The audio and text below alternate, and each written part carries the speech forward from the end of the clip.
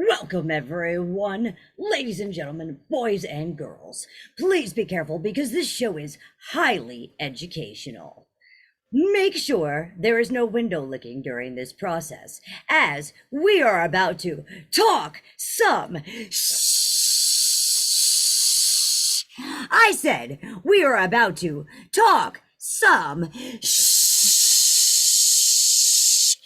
IT with Glenn and Tony. Take it away, boys. Thank you, Ange. Hey, Glenn. Hey, Tony. How's everybody doing tonight? Yeah, sorry for the late entry tonight. We were just finishing up a great interview, and Yeah, tonight it we was great. start at 10. I got to sneak in and listen to some of that. Very good. You know what I was just thinking there? Watching her ad there for the pop to metal. When you want to change a genre, like say going from pop to metal, Right.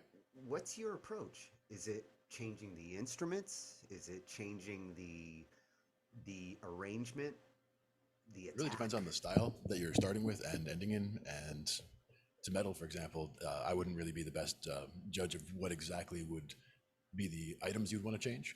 But for me to go from from a rock song to a reggae song, for example, would start with the bass line. So I would have to, first start, keep the same chord changes, keep the same idea of the song, but, to introduce those elements that definitely are in the new style.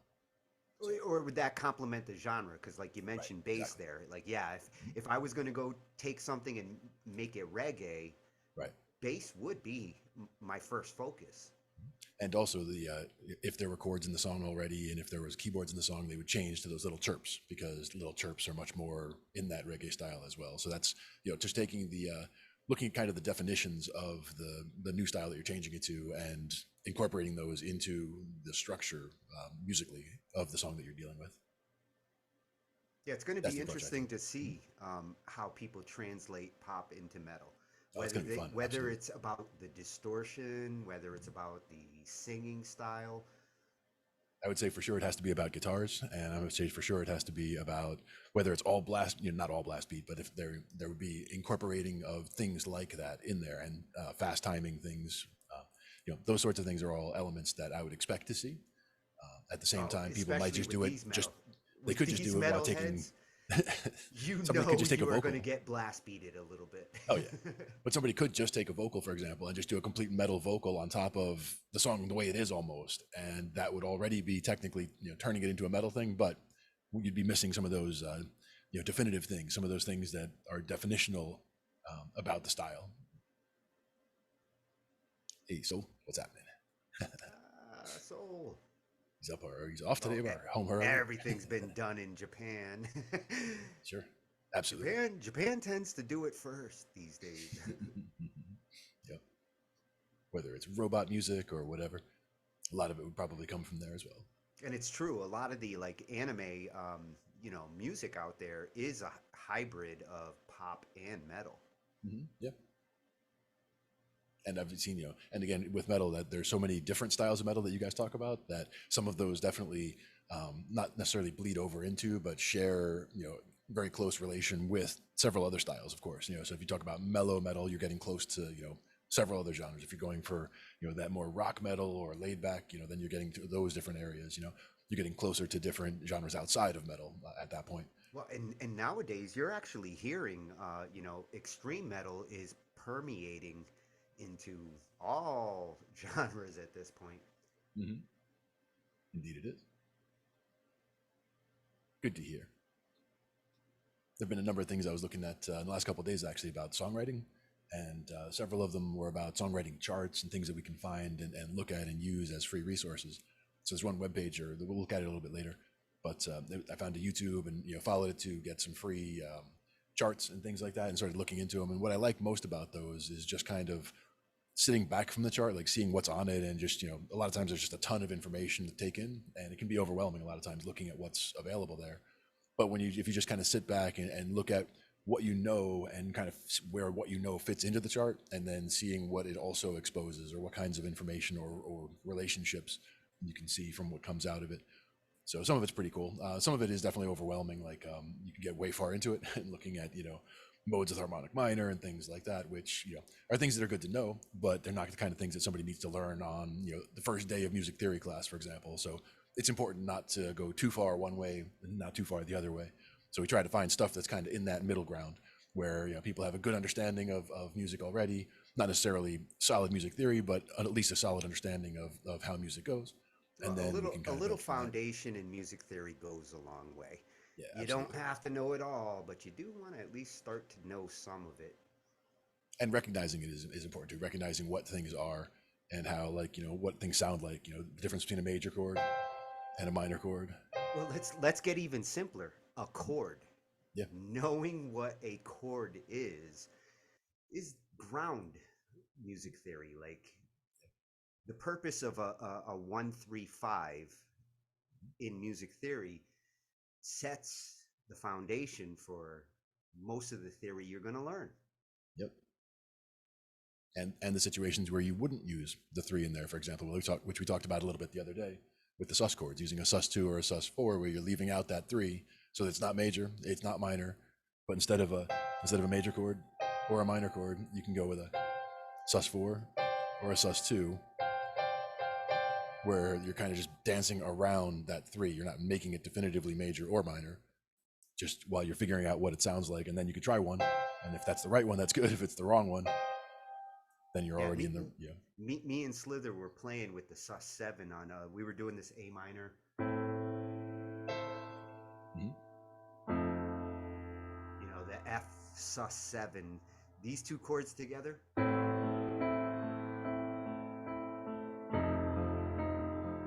Nice.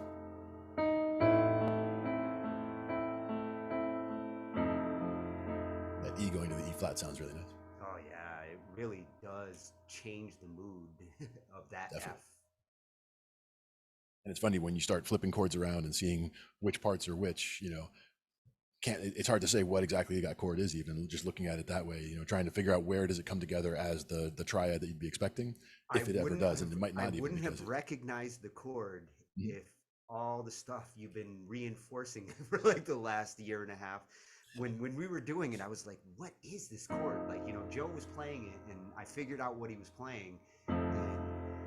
And I'm thinking of the E flat like it's the replacement on the 3rd, but it turns out it is the 7th, and it is still an F minor chord with just that little flavor there.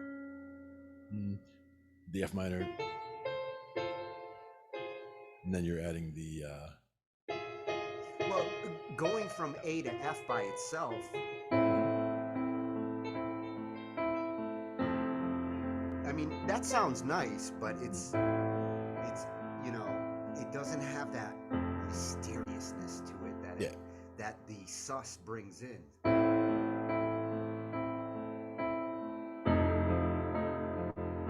That one little note difference completely changes the emotion. Yeah. And I like the way that, you know, the A also like was there at the beginning as well. And it does that thing you were talking about where like that one little change here, that floaty note that you can just go back and forth between.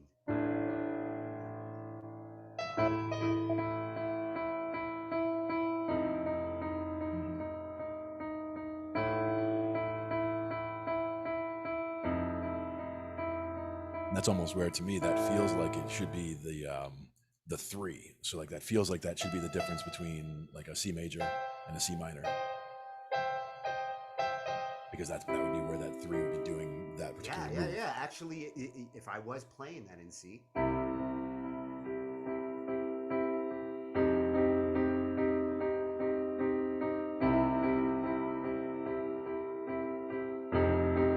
I mean, it doesn't sound as dark as starting with the A, but at the same time, you just start a little brighter with the C.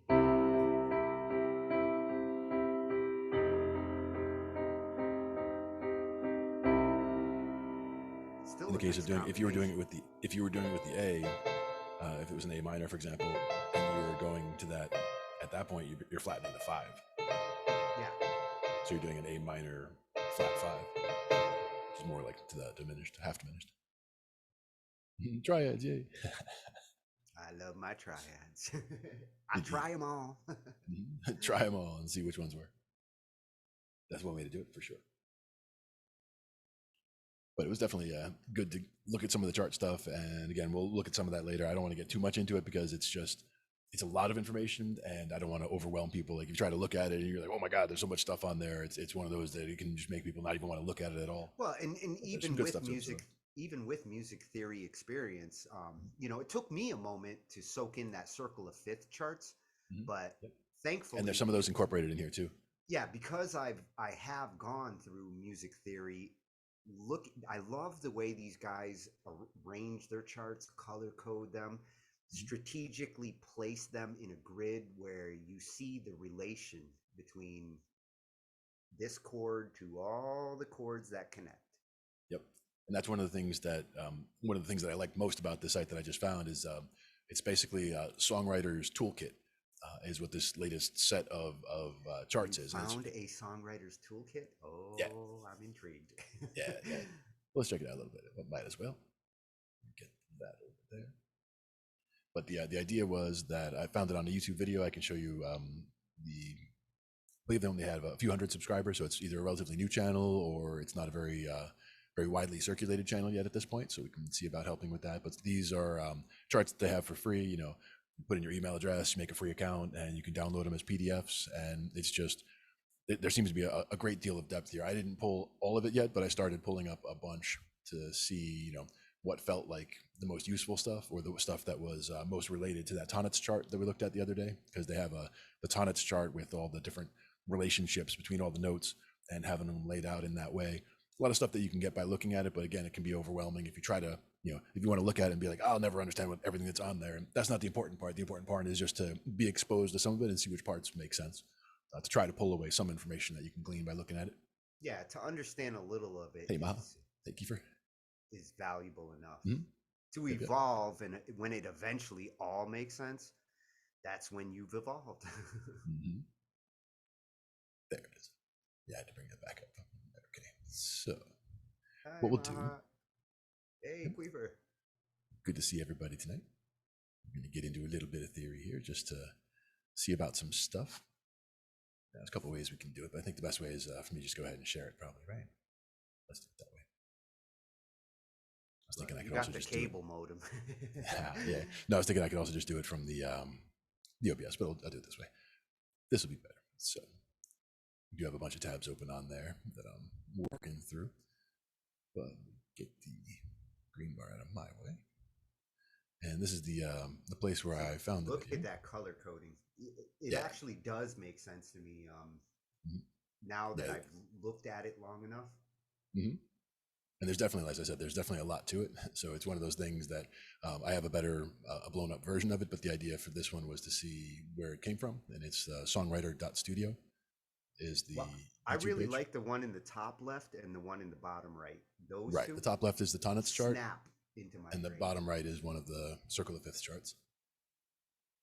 And these are, once you go there, again, I have not contacted them at all. I just found this earlier today, but it was one of those things that when I found it and started looking through it, I'm like, this is something that we should definitely look at. In the corner, you see where it has free charts at the corner of the video here, and you can just go there to get to where it brings to their site. I'm on my way. Yeah, it brings you right to there. You make your free account and just go right to click here for your free. Oh, beautiful. Songwriter.studio. Even cooler.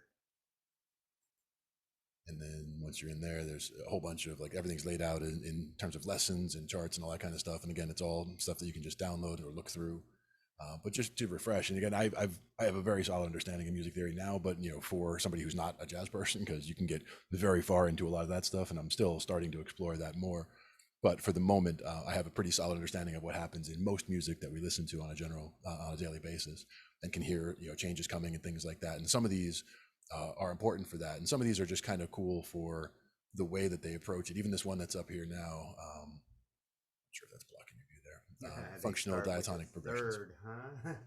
You don't have to. That's the thing, is it's basically, if you see on the right where it has the 1 and it says enter anywhere, So basically you can go one anything and then, build it from there. But it's just that nothing really goes to the 3 except for if you went from the 1 to the 3 is what they're trying to say with that essentially. But from the 3, you looks can like either it's come. encouraging Mhm. practice. So like you mark as complete when you. Oh yeah. Once you like master, if you want, once you master this, you can move on and go to the other. But the download is right next to it here as a PDF to pull down like any of the lessons. And so like if I wanted this particular page, I don't remember which ones exactly I pulled down, but I have several of them. This is for progressions. This is a good one that we're going to talk about in a few here also. Awesome. Where we have 3 chord progressions and the color coding like we talked about. Red's the 1, green is the 4, blue is the 5. They're always going to be that way. The purple is the 6. See, now I've been wanting to do an exercise for myself where I want to identify each note in a color. Like, what is the sound of, what is the color of A? Sure. Not A major or A minor, just the color of A. And in this case, these are triads. So these are 3 chord or 3 note chords for this particular one. But there's a few different ones. That was just regular progressions. This is progressions from number 1 hit. So there's a whole bunch of different ones from common popular songs so that you can see, which ones make sense, and you can try all of these out. You can even by glancing at them, you can see what they are based on the colors. Like where you see the yellows, I can see that that's a 3. When you see something that's got like a square with a circle in it, that's a borrowed chord, or a chord that's not the normal one that you're expecting it to be. So it'll be a minor instead of a major type of thing. And these are all progressions that have made number 1 hits. Yep. And I'm sorry if it's kind of small to see from there, but these are like the first one here is like a 1 4 6 minor, or sorry, 1 5 6 minor 4. What is that? VIM? That's a 6 minor? Which one? The purple. So basically that's like your A minor to your C major To a 4? with a G and an F before and after. Interesting. Similar to the 1 6 4 5, but this case you're doing it as a 1 5 6 4.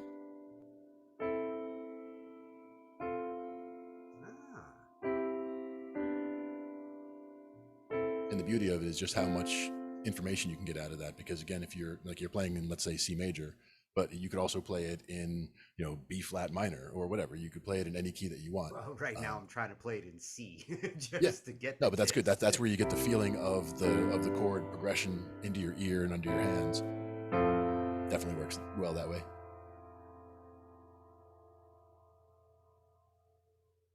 And throwing all that you know about music out is definitely important as well. Not out completely, but just when you write, to definitely kind of feel where it's going and try to work with that as well. That's an important point as well, for sure. Getting it out of your head and into your instrument or out through your instrument is important. You notice a lot of those are 4 chord progressions. Yep. And actually on the right hand side they have popular choice. Yep, on the right hand side they have the 3 chord ones, because there's only so many really that are popular or that make sense, let's say.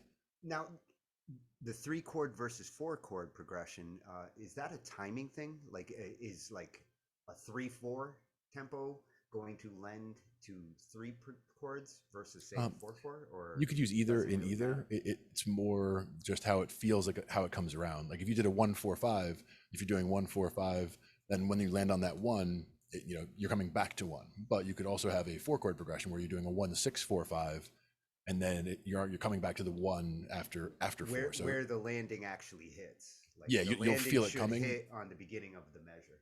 Right, and you should feel it coming. And actually, that was the important point about that first chart that we looked at with the not the progressions, but this one, about this little cycle here. You see how the 4 and the 2, you got the 4 above the 2, the green above the orange, and then next to it you've got the pink above the blue. So the 7 above the 5. Each of those, they're organized that way on purpose, where the 4 and the 2 are together in that group, and the 7 and the 5 are together in that group. And by being in those groups, they mention them down here. I mean, again, I apologize if it's too small, but the subdominant and the dominant. So the group on the left and the group on the right. So if you look at the way chord progressions go, if you're familiar with jazz and you know of a 2-5-1 progression, you can see that comes right across the bottom there, where you're going from the the orange to the to the blue to the 1, 2, 5, 1. Interesting. What Also, if you're doing what is the function of a subdominant? basically the subdominant are the 2 and the 4, and it basically pulls to the dominant. It pulls. The one thing is also looking at that tonnage chart also helps. It leads to the dominant.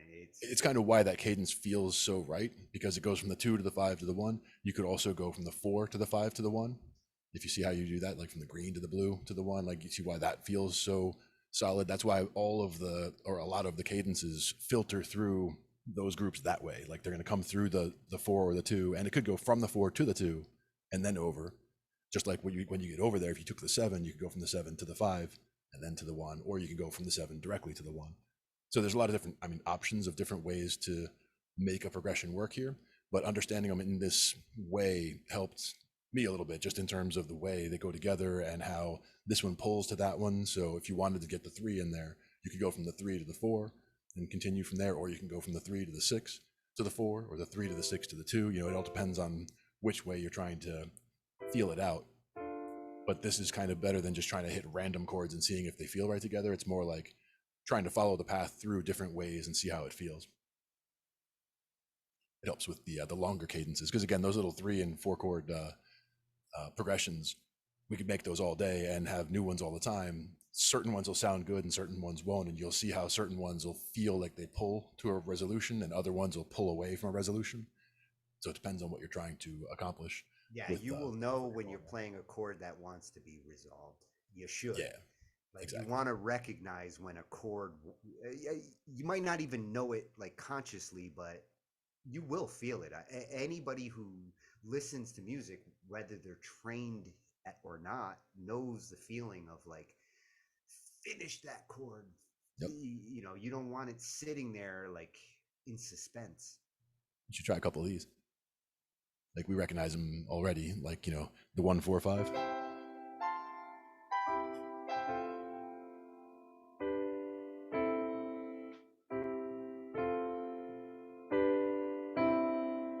Yeah, that first one is many songs. Many songs.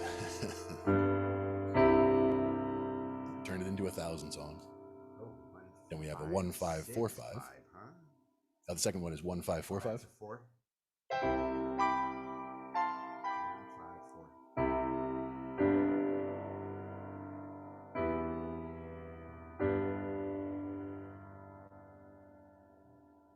1, 5, 4, 5. Yeah, from C, G, F, G. Sounds like there's a minor happening there. The F would be major.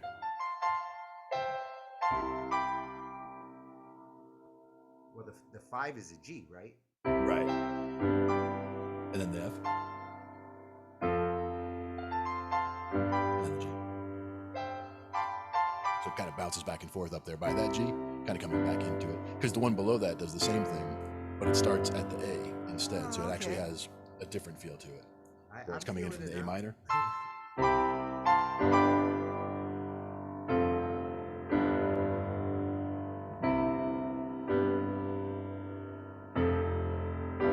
And that's another one for inversions, where instead of jumping, or some people would jump from the 1. Well, yeah, I had to. I had to invert it to feel it, because I was trying to play it going up with my inversion. Yeah.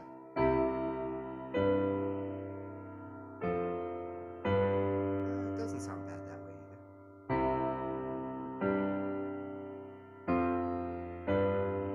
For the last, to not have it to has jump, a different accent. If you do the inversion that way, you hear the highs a little more.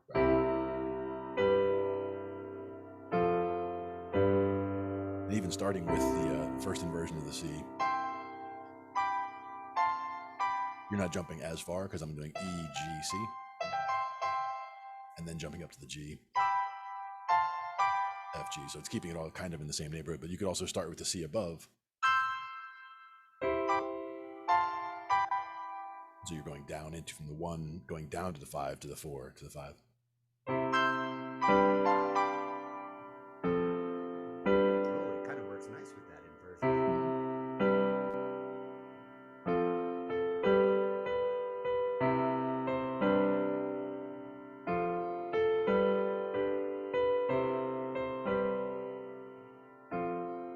And that's the kind of thing you could run back and forth all day on because it sounds so nice. Yeah, I feel like I'm starting with "Here I Go Again" and Yep. finishing with like a Beatles song. Yeah. And if you were to like step up the tempo and put some more energy into the chords, then it can take a totally different type of style as well. Another one to look at here is the one right below that was 6-5-4-5, so it was just going right down from that A minor.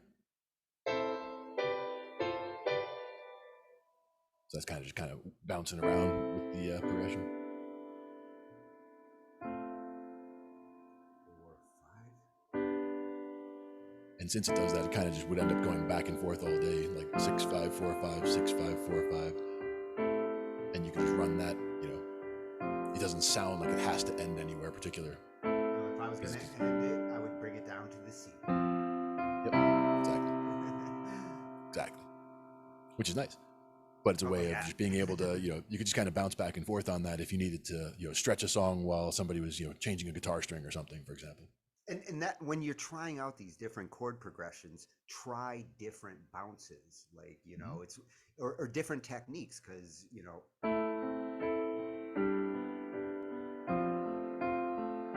has a different feel than try different bounces. And even your even playing progressions get more interesting when you try attacking them in different ways. Could even be playing super quiet versus louder versus longer notes and shorter notes. Like mixing that kind of thing up really gets you the range or of different things. How long you hold the chord, because that same progression, you could do every other chord half measure.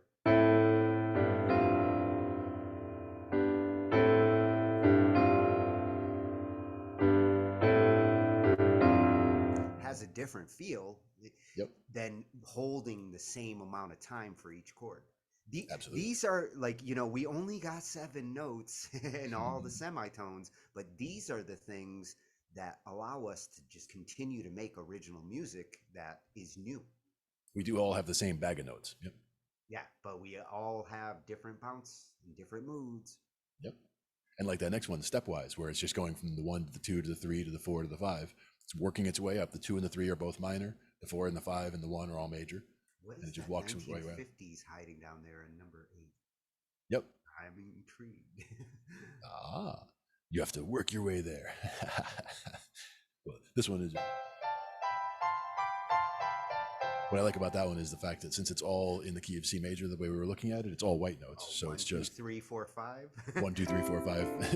And then I just went back down, but they were probably just going 1, 2, 3, 4, 5, and then right back to the 1, because that way 5 to the 1 always has that nice resolution feel to it.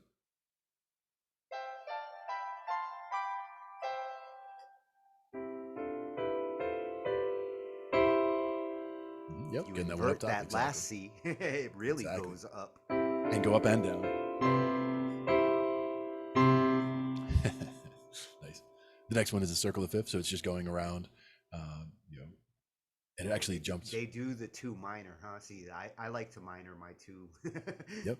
They minor the 2 and the 6. Still fucks me up trying to do it.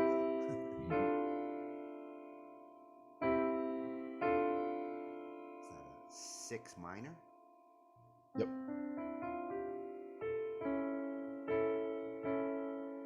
Actually, the first one that started one was the 3. That's the yellow one was a 3. So it's going from a C to that's an a E. 3. Yeah. And then 2-5-1.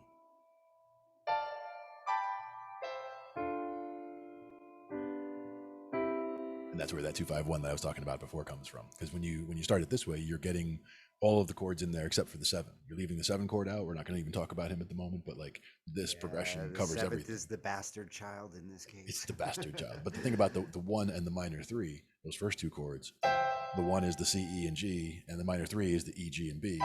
So you've got 2 of the same notes in both chords. So you're just flipping from the C in it. And I've noticed a lot of times when you do modify a chord for the sake of sound, it is the 7ths and the 2s that tend to where the modifications tend to happen. Like I like to change my 2nds and my 7ths. Sure. Now with the 7s, that's one of the big things is that's how you get that dominant feel on the 5. On the 5 chord, you'll use that minor 7, even though it's a major 3, which is one of those that gets you, like if you're playing in C major. If you were playing C major 7 would be with the B, and you get that kind of a feel. But if you were playing in the key of F as the main key, and you were playing the C chord, you could play C dominant, where you're using the B flat, even though you're using the major 3rd. Oh, you flatten the B? So yeah, you flattened that B. So instead of that, you came down to that. But you do that. You really only do that if you're playing on the 5 chord, as far as most of the music that we listen to. If you're playing on the 5 chord, so if we're playing in the key of C, like we were a minute ago, then if you're playing the G, normally the G would have the F sharp in it, but you would be playing it with the F natural. So it's already the dominant. And that's a G dominant. And you get that sound to it. And you'll find I got that shit stuck in my head. And that's instead of getting, and that's instead of that F sharp that would normally be in there, if it was in the key of G major 7. But that's where, changing the 7 is one of the more common places to change what you're doing, and changing the 3rd is what defines it's either major or minor. When you get to that 2, there are a couple of modes where you're flatten the 2, where instead of playing D in the key of C, you might play that D flat in the key of C, but there's only 2 modes you would do that. One happens to be the mode you use a lot in metal, which would be Phrygian. Yeah, so, I was going to say that's very metal. Exactly. Or like Jaws. Or Jaws, yeah. Anytime you get those 2 notes right next to each other, you get that almost tension just automatically between the notes. But if you were to stretch those 2 notes out even, if you played one an octave higher, they clash still, but not necessarily as badly as they do when they're right next to each other. Oh, they really do clash when you go up an octave. Yeah. That really does sound different then. Now, what clashes the most would be the tritone. Right between the F and the G in the key of C, with that F sharp. The tritone. But it's important to understand, like, that's not a wrong note. It's just understanding how that sounds. And it has a different effect, whether it's wrong or not. I mean, I guess if you're like making a horror soundtrack and you want to make people, feel squeamish for a second, it helps. Sure. And also, you know how they have some of those candy where it's like candy and then it has the sour coating on it, and like the fact that it makes it sour first makes it that much sweeter, or even the reverse, where if they make it sweet first, it makes it that much more sour. Same thing can happen where if you want to have a really beautiful, sweet resolve at the end of it, you could make it more traumatic in the middle, so that that's when you come home, it's strong. That's a good comparison. Today's extreme candy is a lot like music these days, in the way that we've incorporated sweet and sour into notes. Music has evolved a lot in the last 150 years when it comes to that. Before the 20th century, it was all theory based and suggesting that you only play these notes. But the 20th century has really opened up all sorts of possibilities. Absolutely. We found our way down to the 1950s there. What do you got? Well, you started getting composers and writers who really went out the box. Stravinsky, one of my all-time favorites, because he just experimented with everything that shouldn't have worked based on traditional classical music. But he wasn't a traditional classical composer. He was a 20th century avant-garde composer trying to see where sound could go. And he kind of pissed people off, like the Rite of Spring, when that came out that night, it caused riots in the street because people were like, "This is not music." And ironically, it is looked at as one of the most progressive modern classical compositions that have been made. One of the ones they mentioned down the bottom here is Pachelbel. So you get a little bit of canon down there. I used to know how to do canon in D. I played it for my sister's wedding.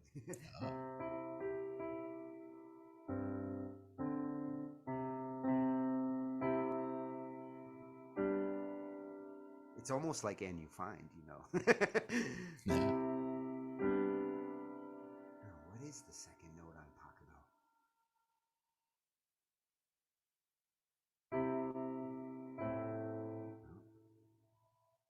I can't believe I've forgotten it. That one was burned in my brain for years. You could always play it in C. Try to make it easier if just using what we have here. Well, you typically did play it in C. I mean, it was canon. No, it was canon in D. If we went from C, it would be from C.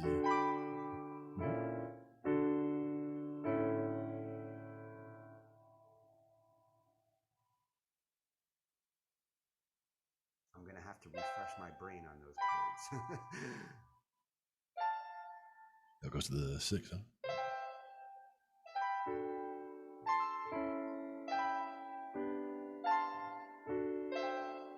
It is almost like "And You Find."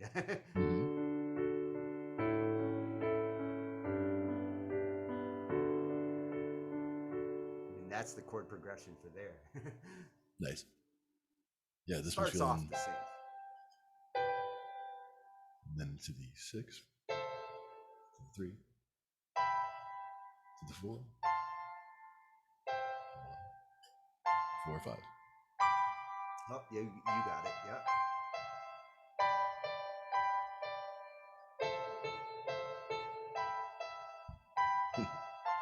So C, G, A, E.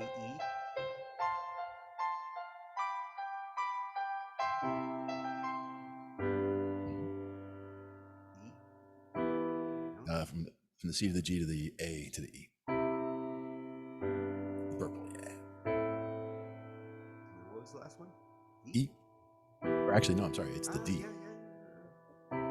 Is it? No, it's the E. Yeah.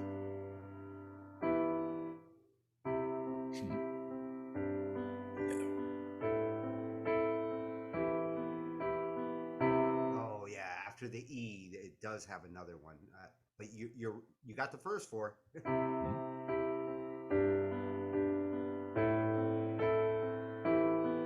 then from that E up to the F, and then the C, and then F, and then G. C to the F to the C. The last one's G. Yeah.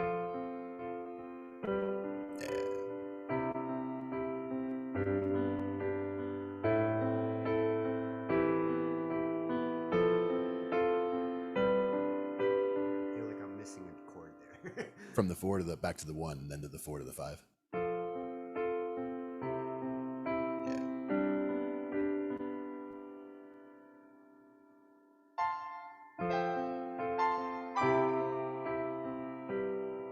No, 5. From It's a from that G. C back up to the F, and then the G. Oh, it goes back to the F. Yeah. Yep, you're right. Yep. There you go. I feel it. Exactly. But it's a good one because that's one that anybody can sit down and, doesn't matter what key you want to play in. Like it's easiest to start in the key of C just because that's all white notes and you're able to just feel your way into it. But you can move it around in any key. It's Yeah, it's absolutely. one of the first pieces between that and Greensleeves.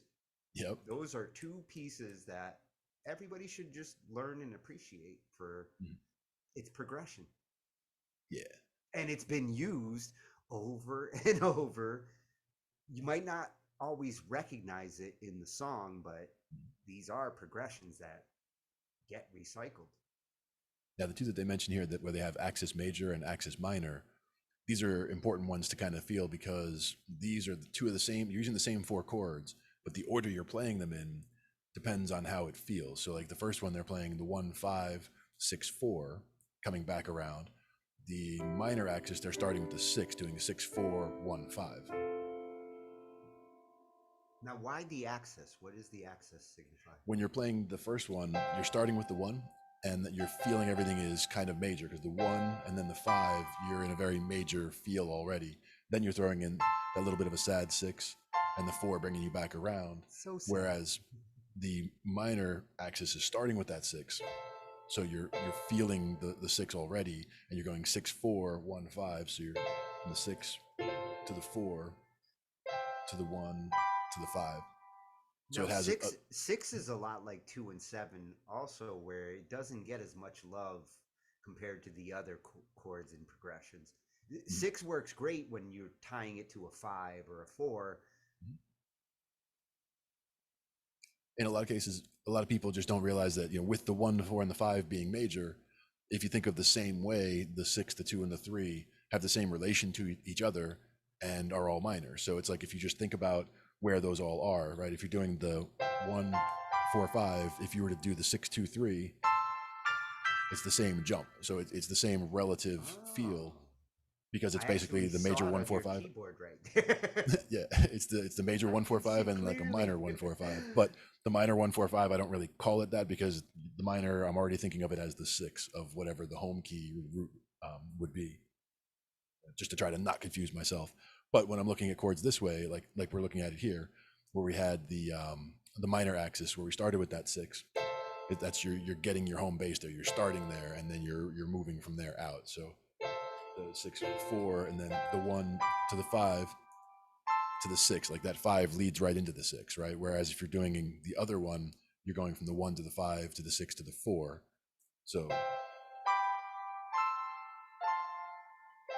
that 4 is leading you back to the 1. A lot of times they would flip those also and make it where you're going from the 1 to the 4 to the 6 to the 5, or the 1 to the 6 to the 4 to the 5. You can mix them all around, but using all of those same chords, you can either have it have a major feel or a minor feel, depending on which way you're focusing and coming around, essentially.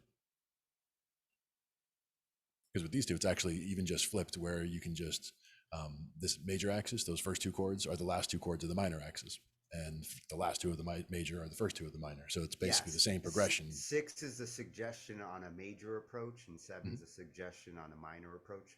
Yep. But if you were to play either one of them in a loop, and just you jumped in the middle somewhere, you wouldn't necessarily know which one you were listening to, because it's the same Yeah, order actually, going around. looking at it, it is the exact same thing, just shifted over to. Yep. So it all depends on where you're starting and where you're ending, as far as which way it actually feels like the resolution in those cases, which is kind of neat, I thought. I like the color coding on looking at progressions like this. I like the color coding for this as well.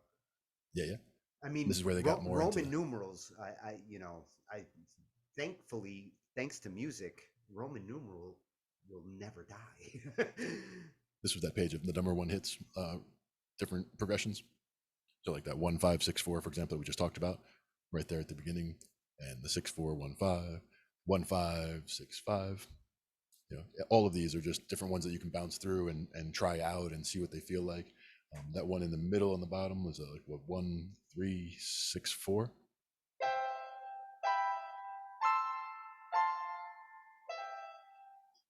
Things like that, and you hear how it feels like it wants to come home. And there's just a lot of these have been tested by other people, and tried out, and they've made many different songs. So it's not like, oh, we're stealing this from here or whatever. This is just an observation of how many different songs use these different cadences. In this case, number 1 songs that use these different cadences. The ears know what they want to hear. Like music is not dictated by the musicians so much as by the ears of the ones listening to the music. Oh yeah, gotta love a non-hostile audience. Well, you know the sound of what you like. Yeah, absolutely. And again, these are just suggestions and things to investigate, to try out. Some of these at the very bottom, they're rather long cadences where they have a whole bunch of different chords in them. Number 20, huh? Yeah. 1, 5, 6, 5, 4, 1, 2, 5. To come back around with the 2, 5, 1 at the very end. That's kind of cool. So let's see, we're doing 1, 5, 6, 5, 4, 1, 2, 5, 1.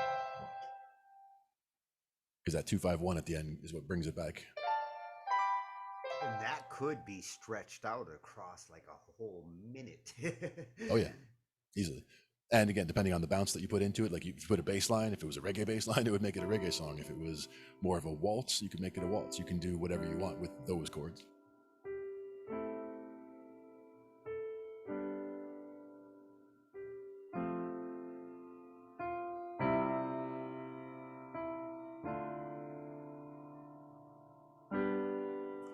Wow, I do like 20. I mean, you could stretch that out.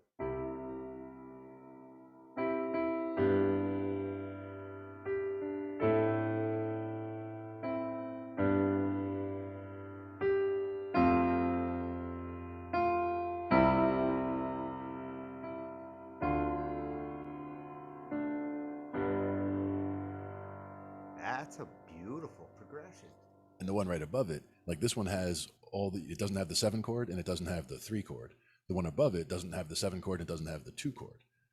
So again, sevens and it does have the twos, 3. So no like whether you use love. 19 or 20, that would give you one of them has the 2 in there, one of them has the 3 in there, but every other chord is represented except the 7. Yeah, Just using those 2 progressions. 19 is kind of progressive.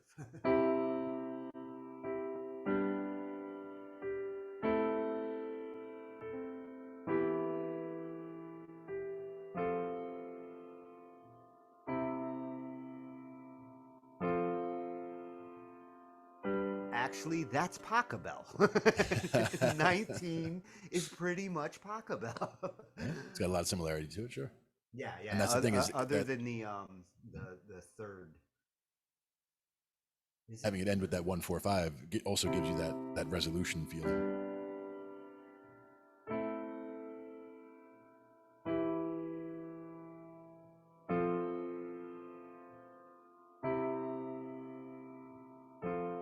Yeah, that is pretty much Pachelbel. That probably is, and that's the thing is there's a lot of other songs that also were made with that. So this is also, since this is #1 songs, whether they're talking about Pachelbel specifically or whether it's one of the other songs that was made using that same progression for that reason, because it sounds so good.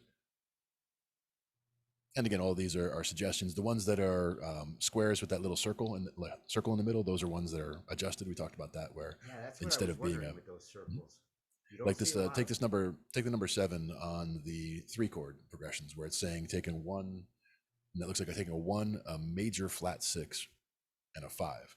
So a major flat 6 would mean you're going from a 1, and then I guess they're talking about doing an A flat, and then making it A flat major, which seems really weird. Well, how does it sound? Going from the 1. Sounds a little weird. Not bad though. And that's a borrowed chord, so that's one that you wouldn't normally have in the progression. But you can tell by the color that it's the purple, so it's telling you it's the 6. The fact that it's capitalized in there tells you that it's major, and the fact that it's got that little flat in the front, it's telling you you're doing the flat major 6. Yeah, and for those who are just starting out with music theory, and if you want to keep it simple, um, looking at these Roman numerals and whether they are major or minor, like when you see the little I on a Mhm. 1, that's a minor 1, Yep. right? When you see Yep. the capital I, that's a major 1. Yep. Begin And there also, to understand that, and the music theory gets easier and easier afterwards. and with these, they emphasize it for the 2, the 3, and the 6, which are minor. You'll see that they're the lowercase, and they also put the M in there, so that you Yeah, have that they indicator put with the the M minor, in there just for reinforcement. just to be sure. Yep. The Vim. The Vim. Yeah, 6 minor.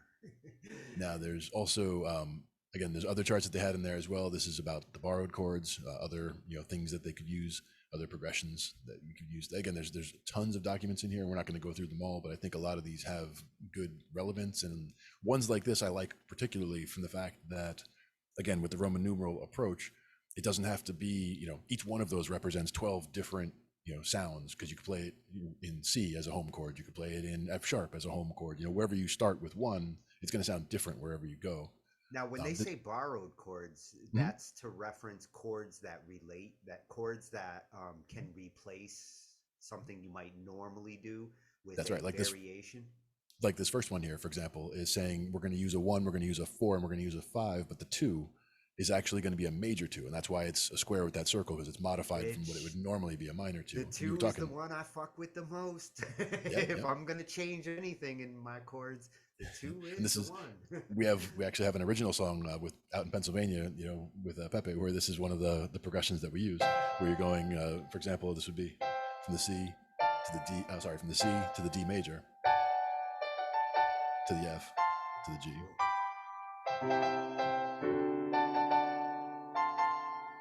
And it doesn't sound bad, even though it's an F sharp. No. C to D major is not bad. Yeah, because it's got that F sharp in there, which normally you wouldn't expect, because especially when your next 2 chords you're going to play are the F and the G, right on both sides of that. Yeah.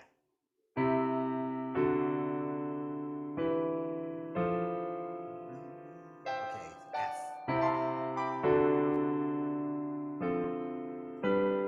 I see. I mean F G. Yeah.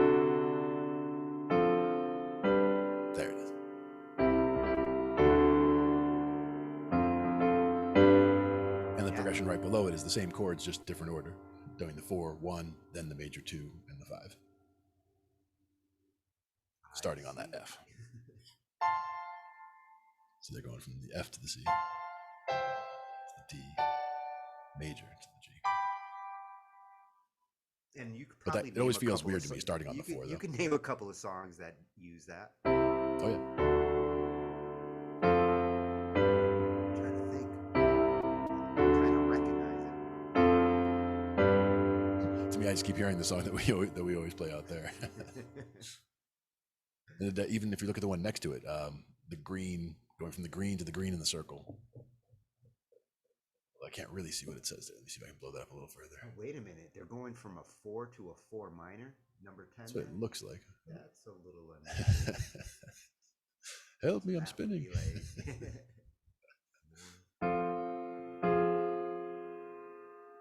Oh, Yeah, so from the 4 to the 4 minor and then to the 1. that's an interesting suggestion.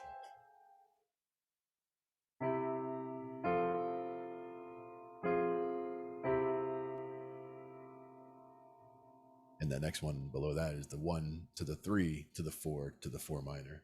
Wow, really interesting suggestions.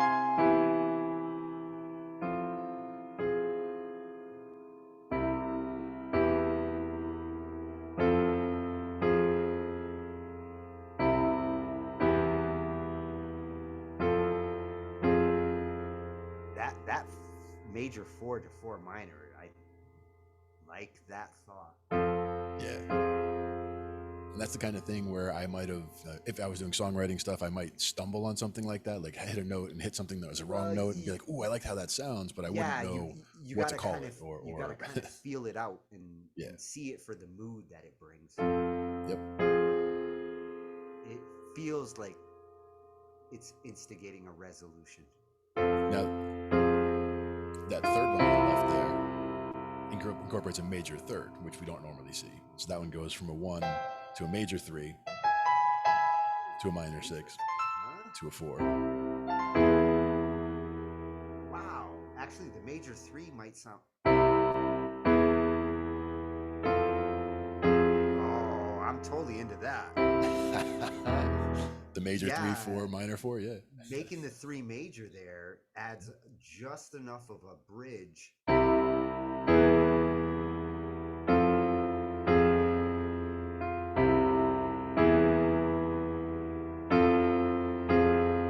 Yeah, the major 3 adds an extra flavor to the first half of the progression, and then the drop back from the to the minor is the second half of the change. Oh my God.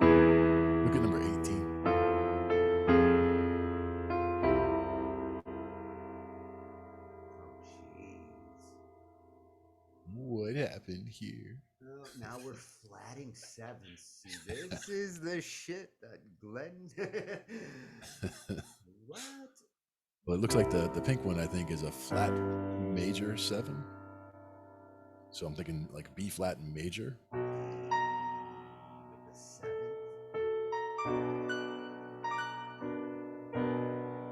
That feels weird, but I can't even get my hands to do it yet.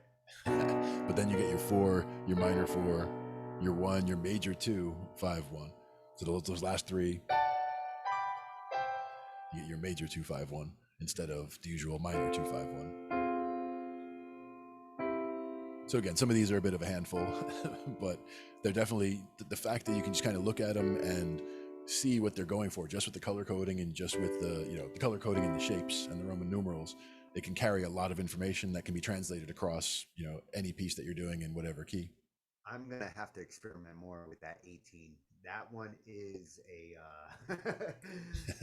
Bit of a handful, but yeah. well, that one's a rebel. Mm-hmm.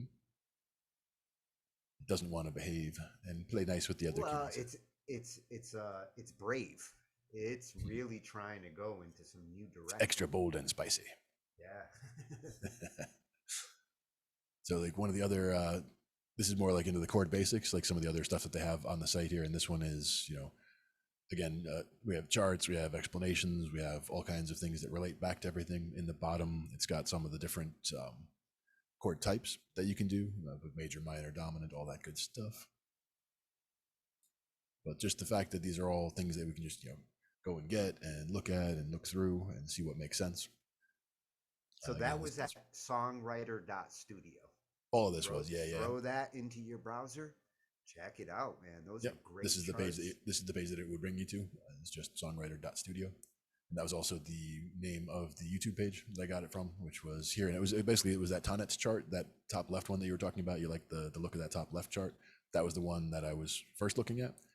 And actually, we looked at that. I like on that chart. I like how it shows the outer relational to all of the inner connections. Yeah, like that outer shell really is relevant. Oh yeah, and it's basically where it all wraps around back onto itself again, where everything comes back around the other side again. Wraps around back onto itself again, where everything. Always a good thing. But the other thing was, we looked at that part. We looked at the part in the middle on the right there, where it had the bouncing around. He shows the color legend too there on the what's that? Right, the color legend, like C1 being red. That top right, actually, that was the other. Orange. That was the other section that I was going for. Was the there we go.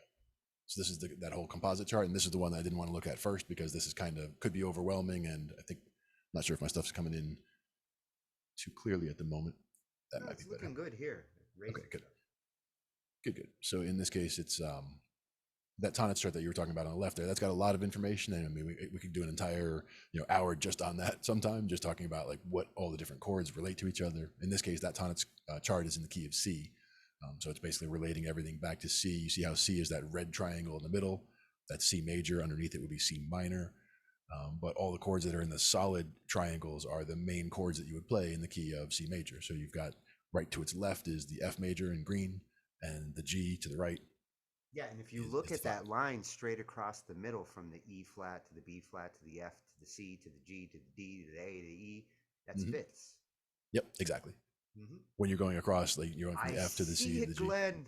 Exactly. and that also wraps to the other parts of the chart, like you were saying, how other parts of the chart have references to those same things. They're grayed out because they're repeated, so there's something that's more information. If you look diagonally down that C line, you'll see that way down the bottom there's another C, G, D, A. It's the same thing, just shifted down. Everything above that line, everything above that center line is a third from the line. So the F, you see the A right above it, that's the third. Yep. And that's the thing, is when you're going, when you think about the notes on the corners of each of these is also important, where this the red triangle you see with the C on the corners are the three notes that make up the C major scale. So you've got the C on the left, the G on the right, and the E up top, right? And so the two chords that share two of those notes with the C major are that A minor over there and the E minor over here, because the E minor has the E and the G, and the A minor has the C and the E. So you can see how they're all connected on these triangles, because if it's next to one of them on a triangle, it means that it shares two of those notes with that chord. So that's why those all are right next to each other, because they share so many notes together. And if you go diagonally up to the right, you're going major thirds. And if you were going diagonally down to the right, you're going minor thirds. So if you go from that C diagonally up, you're going to the E. If you go from the C diagonally down, you're going to the E flat. And that's why the top triangle is a C major triangle. The bottom one is a C minor triangle. And that's also how those are related to each other.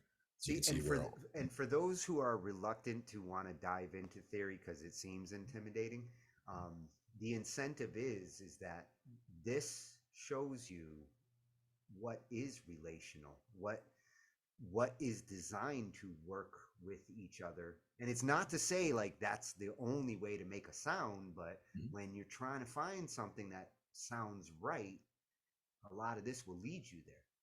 Yep. And the whole section on the right side here is about, the top row is about the normal chords that you would use in the key of C, which is the normal diatonic chords. So you've got your C major, D minor, E minor, F major, G major, A minor, and then that B diminished, right? That's the one that we usually don't deal with a whole lot, because either you can use a B minor and get away with it if you're using a triad. You can do a B minor flat 5 where it's half diminished, or you can do the fully diminished. But then when you go down to the next layers, you're getting into some of the other options for substitutes. So that's where we were talking about chord substitutions before. So like you have, See, how do you think, for singers, because this stuff is very applicable to instrumentalists, right. dealing with chords and you're playing an instrument. For Mhm. singers, how can they make this easier for singers to, like, because, singers are naturally, like, they don't always know what notes they're doing. They Mhm. just kind of go by feel and harmonizing. Also depends on the singer. I've actually, when I was working in New York City, I was riding the bus into the city and I saw a woman in front of me who was a vocalist.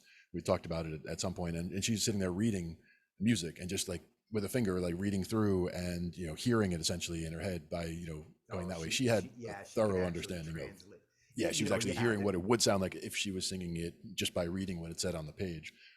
And to me, that was amazing. Like to be able to just sit there and essentially read music and hear what you're oh, looking well, at. hey, the great singers who do get trained, especially early on with like chorus and learn to visualize their pitch in their mind, Mhm.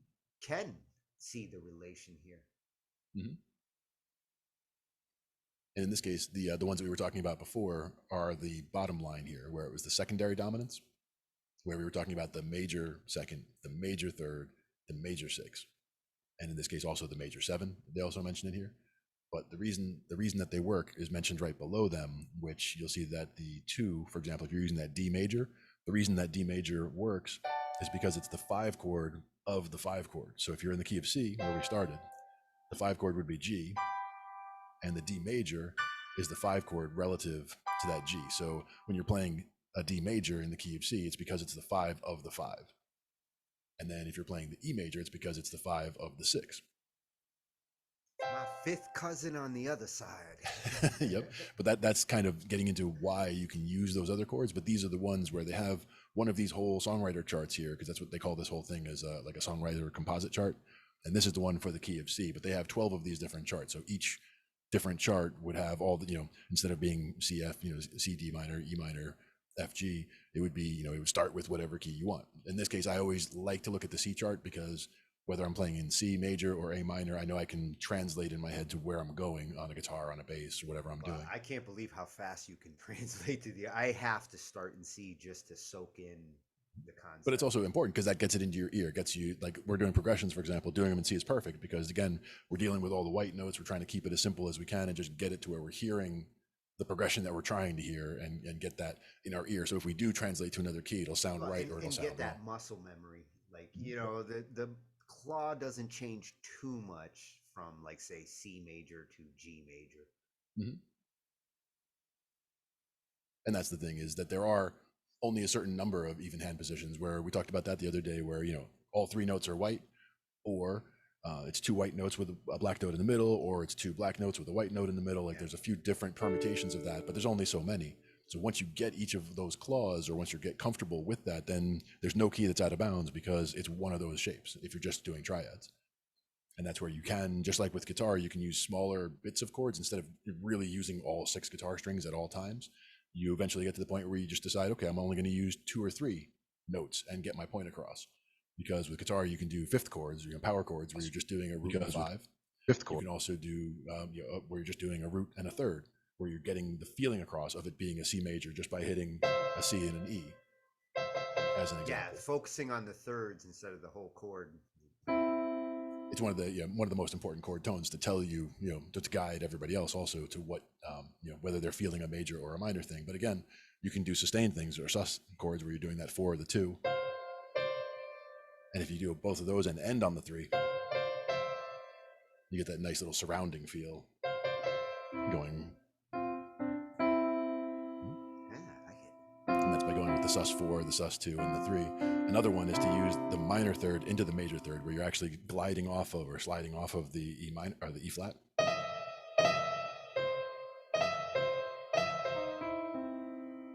And you doing it as a slide, yeah, it gives you that, because you want it to be a grace note that's barely there. And it would usually be in like a bluesy situation that you'd be using that. But let's say you were saying, so you'd be using like the C, D, E, G, A if you were playing in C major pentatonic. And then you throw those in there, and that gives you that little bit of a bluesy feel because you're pulling in from that minor third into the major third. And you do the same thing. You can throw that 4 and the 2 in there at the same time. So you're using basically all the notes all around that third to kind of get the feel. And that's one of those things where depending on whose style of music you listen to, what a lot of times people would like to end, start and end and focus on the 1, the chord tone, focus on that C.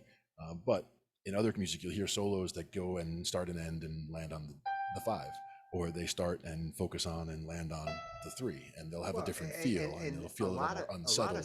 A lot of wanting to focus solo and elsewhere. melody are not focused on the 1. The melody and the solos tend to be focused on everything but the 1. Mm-hmm. Exactly. And these bottom ones, like you mentioned, was about the circle of fifths. It talks about a few different things here where it's got, the color coding I like, again, going back to what we were talking about before. I love how it shows the different modes on that one. That was the other one, exactly. Yeah. Showing the modes and how they kind of come around and which key they would relate to. The modes are a lot easier to understand when you see them that way. Mm-hmm. And again, a lot of information that not everybody is, ready for the same amount of information as other people. But again, pull away from the thing which you can, and just try to see what relates to what. And what I like about the bottom circle of fifths there, it also includes those borrowed chords in some cases. So you can see how it's got the, the E flat and the E around that after that E minor on the bottom left in yellow, for example. Because normally you would have the E, is the third chord from C, so it would be the E minor. But you can see that the 2 chords, 2 other ways that you could use it would be an E flat major or an E major. So they have those listed out there on the outside as well, because those would be the borrowed chords that relate to the key of C that you could borrow. So that's really a good, that wheel on the bottom there is if you stayed within that for all the chords that you use or borrow, you'd see that you have a lot of flexibility, because the difference between taking a C and using an E minor or taking a C and using an E major makes a big difference. And you wouldn't always use them in the same place. But you can see where by allowing yourself to borrow into those can really change the sound that you're getting in the different things you're doing.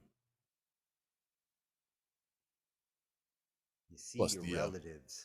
They tell you the relative majors and minors right on the left. So that's where that C and has the purple A minor right below it. So you can see that the 1 and the 6 are related in that way. The 6 is the relative minor of the 1. In the same way that when you look at the G, which is now we're looking at it as the 5, it's telling us that the 3 is, the relative minor there. So like the G major, and you'll have the E minor. Just like on the other side, the F major and the D minor, those are related. So you can see the relationships between the major chords and the minor chords. And if you want, if you had a progression that was just a plain old C, F, and G, it's a 1, 4, 5.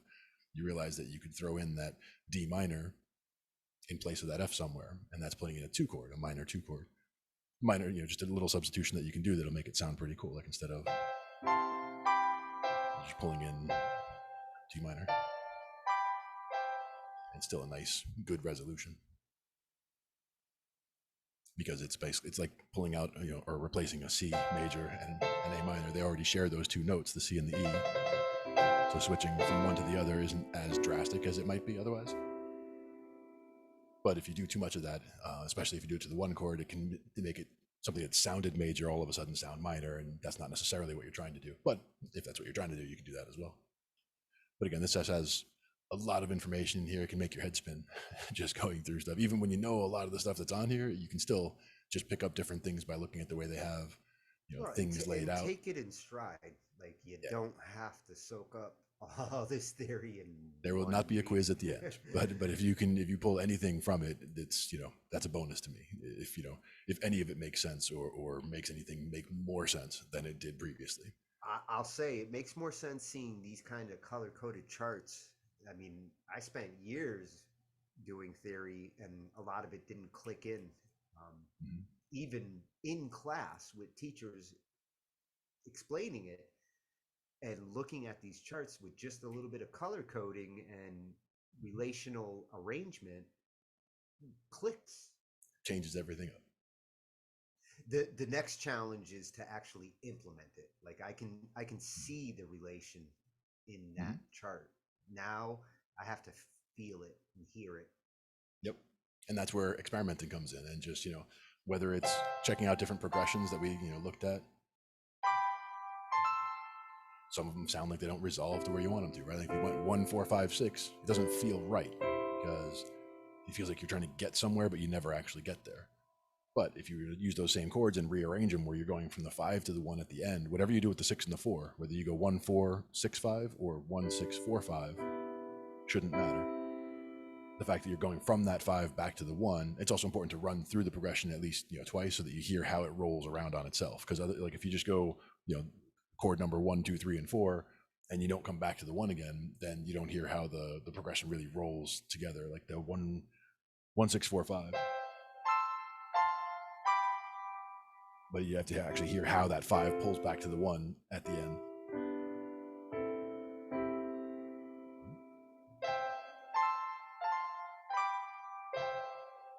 So I always like to throw that 1 back at the end, figuring that's where we're going to end off, or that's where the start was anyway, so that's how it'll roll around on itself if you were to make it into a loop. Oh, you were doing 1, 6, 5 there?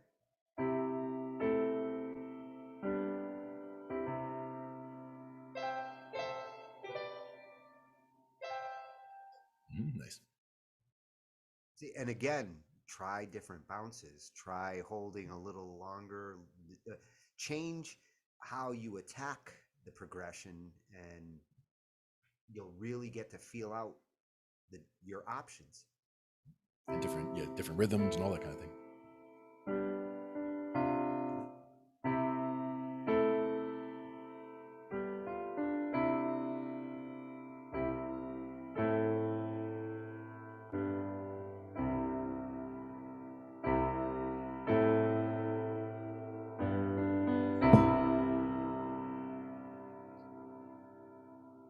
How smooth do those visuals come through? Oh, they're looking nice. I was trying a new thing.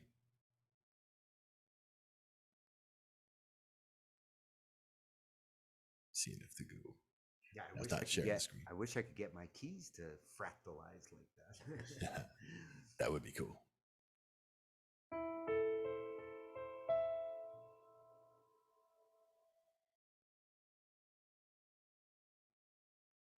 I definitely like the way these go. So I have it set up as 3 different ones so that it can just keep them all, something is changing all the time on it, even if one of them gets kind of plain or whatever it's doing. Well, and watching them can kind of like help influence writing music. Oh yeah. Most definitely.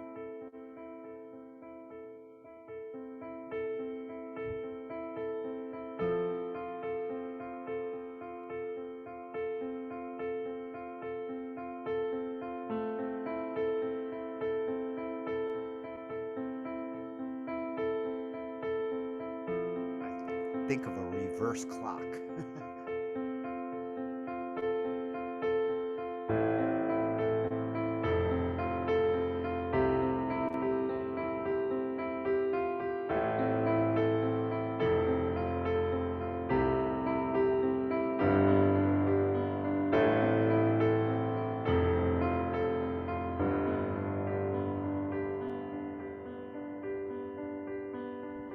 Very cool.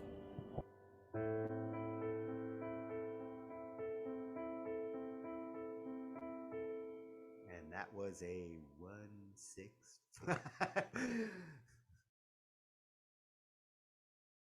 I was looking for my brass.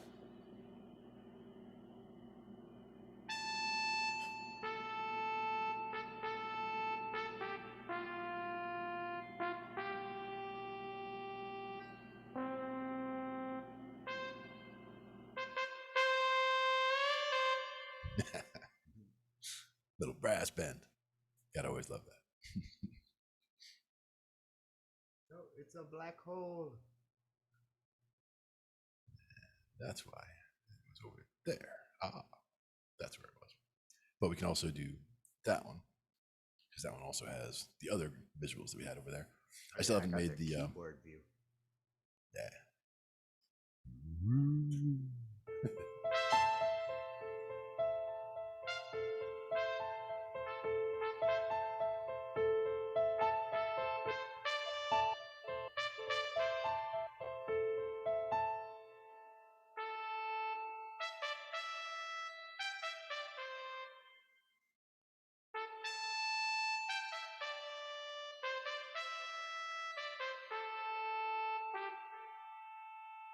See, now I would add a tuba below that. Oh, it's right next door, isn't it? Yep, yep.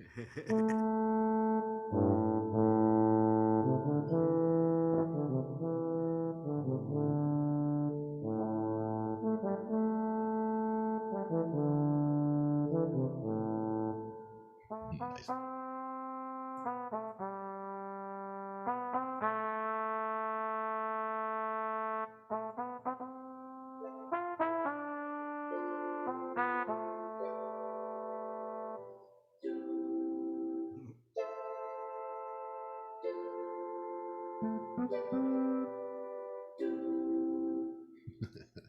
Depending on which chords we choose. The oohs are always nice.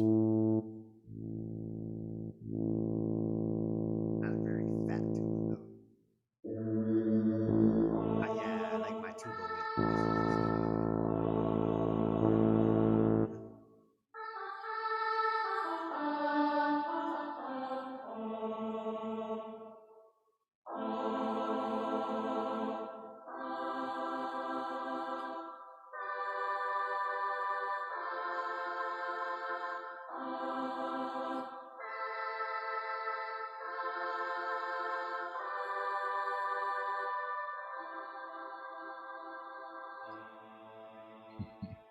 Sometimes chords just like coming around and you're like, yeah, that's where they go.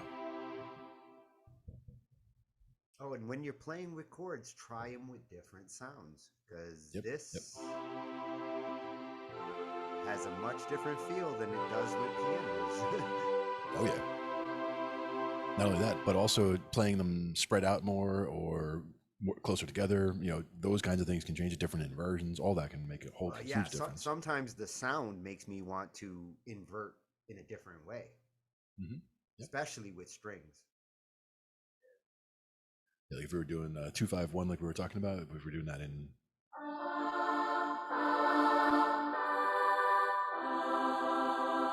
It has such a nice resolution from that 5 to the 1.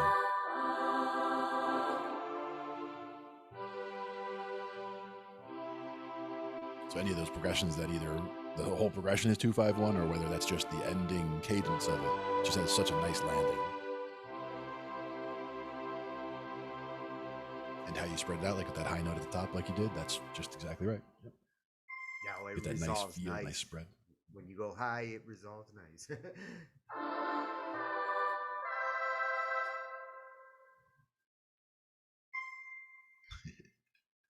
Extra high. Gotta throw one of always those. am. We had the oohs, we had the ahs. What about the synth voice? Not too much different. Yeah, see, my synth fox. That would definitely have some more of a bite to it. Those orchestra hits are nice though.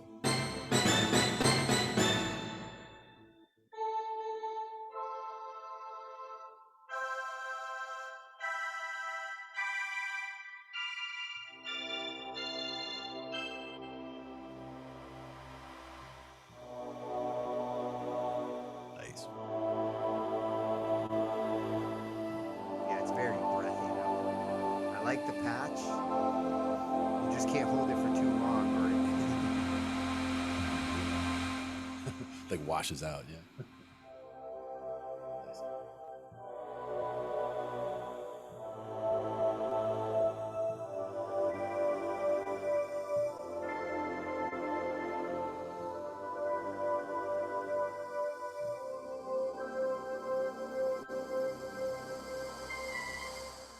it's good for intros. Yeah, you can definitely hear like it wash, and you can have that build up into a whole nother thing if you wanted.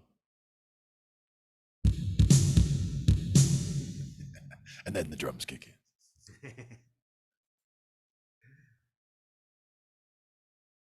had some French horn in there too.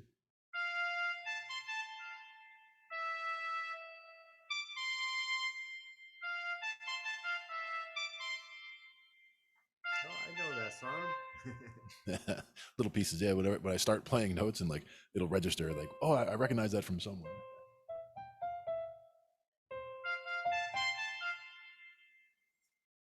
Yeah. I did enough. Similar.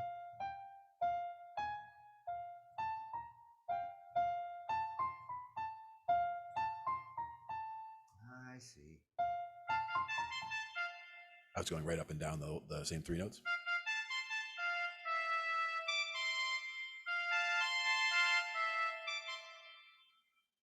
But not necessarily the right three notes. To me, it's like when I hear something like that, it's like I hear the relative, the relative pitch of what the phrase is, but I don't know if it's in that key or if I'm just choosing that key because it's what I, Well, heard and the notes in the first you're place. much quicker to put yourself in key. Like if I start with an F, I tend to go with like F minor. I don't tend to go Sure. with F major. Although it depends on my starting chord. Like if I start this way, then yes, F major. Mhm.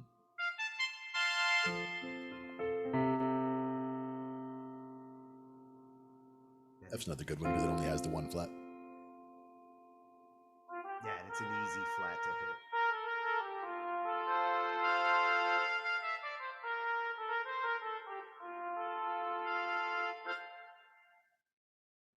The key of F.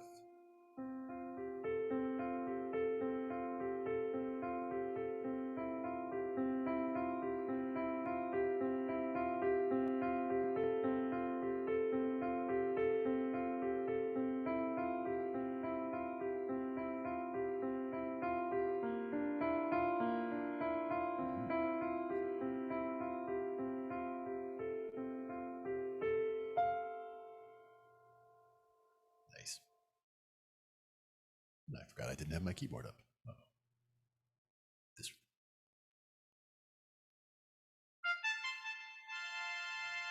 Now I can see it. Now we're talking. I got the little keyboard in the middle. And hands. Hi. And what's funny is I'm sitting there playing, I'll probably like this. You see the hand?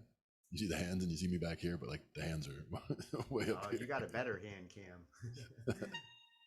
I can get all the way up here.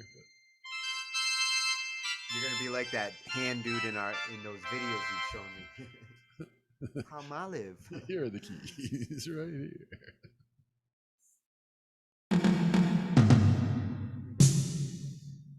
And the drums again. We didn't do any rhythms yet today, did we? I think we left it with some strange, like 16 beat rhythms. They're not bad. The question is, what does it do with the auto chords, right? What if we said we were going to do A minor and G back and forth?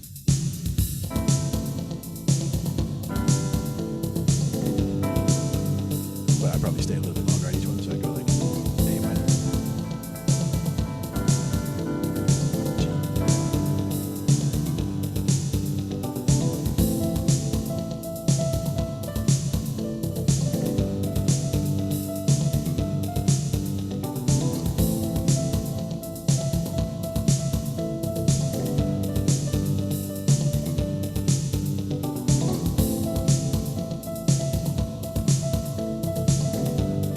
Now I'd probably go down to an F, then a G, then A minor.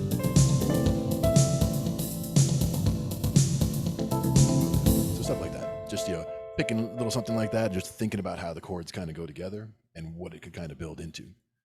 But the thing is, like, that's the kind of place to have a looper. What's that? That is a favorite progression of mine. The A to the G, back to the A, to the G, sometimes to the F, back to the G, back to the A. And sometimes you could even walk that F all the way downward instead, where you're doing that A minor to the G, and then you go from the F and like walk it down like that. But it kind of doesn't land as solidly. If I go beyond the F, I start messing with the E. That's the one that becomes a major. Nice, the borrowed, yeah.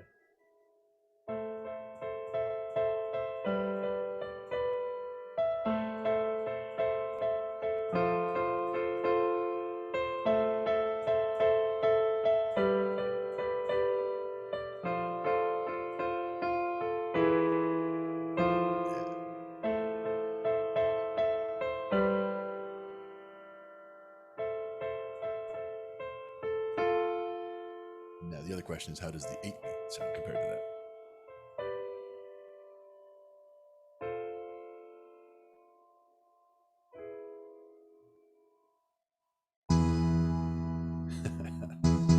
I forgot that it does the automatic chords down there when I have it set that way.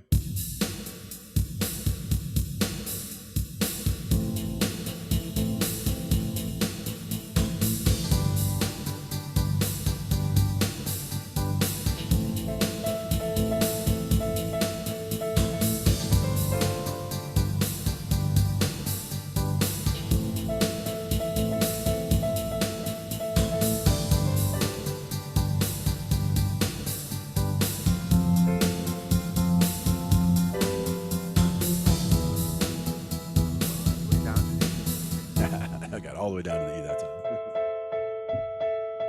Like that.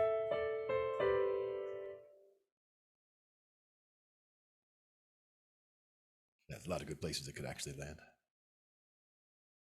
That's one of those where, again, I usually just try to take those first 6 chords, 1 through 6, and whatever I'm using in my progression right now, I say, what am I leaving out, and see where I can fit them in and in what way it feels right to fit them in. Like a lot of times, if I want to fit in that 2, I'll always try to get that 2 in before the 5.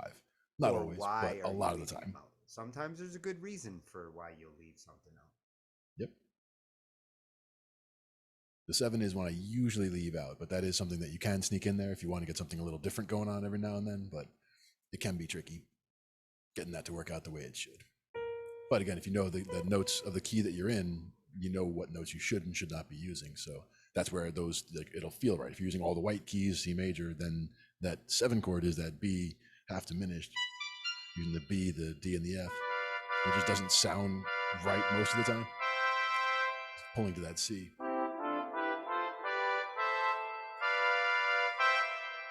So in context, it'll work, but it's one of those that you don't really want to dwell on or use that often. So usually I just focus on the other 6 chords because they all have perfectly legitimate uses all the time. 7 chord is more used with caution. Proceed with caution. Proceed with caution. We have a bunch of different ones there. Those are the different 8-beat ones. They have some decent ones. And again, I like to see what they do with them. This time I'm going to go with, I'm just going to go back and forth between F major and G major.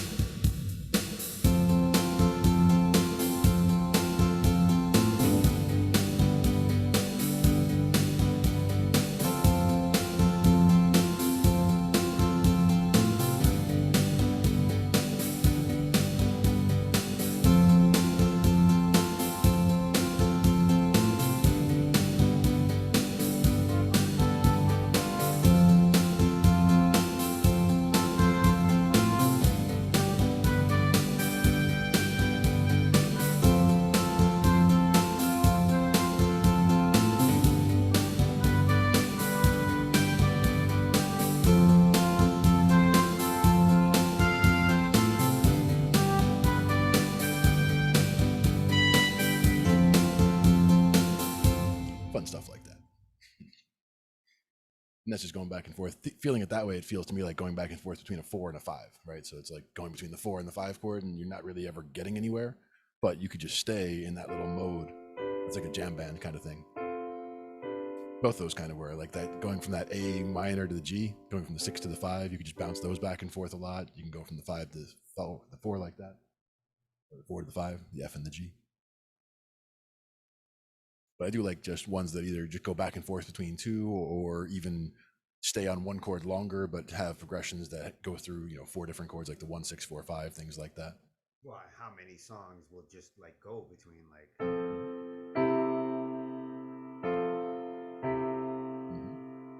And then they might have another section where they'll throw something different in there, but for the most part, they try to stick to a home base. Sure. It's one of the things I like about it. So many different ways to say the same thing, or so many different things that you can say in using the same notes, It's all in how you phrase it and what you're trying to say. But yeah, as I said originally, that was songwriter.studio, and there's only a couple hundred subscribers on YouTube, so I would definitely look into that because they have all those charts. You can pull them all down. Even if you only want a couple of the charts or you want to get started with a couple, there's some really good starting points there for songwriting and just for understanding of music theory. Oh, I'm signing up right after this. Yep. It's a good choice. I know you would Charts definitely enjoy alone are that. worth it.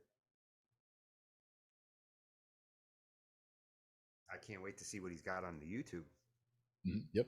For the YouTube, like the one that got me into there was like a 1 minute or 1.5 minute video explaining this chart, the composite one that has the tonics in the corner and the circle of fifths in the other corner, and the list of all the diatonic and chromatic chords. I think it lays out a lot of information in a very condensed way, and you're able to pull a lot from it.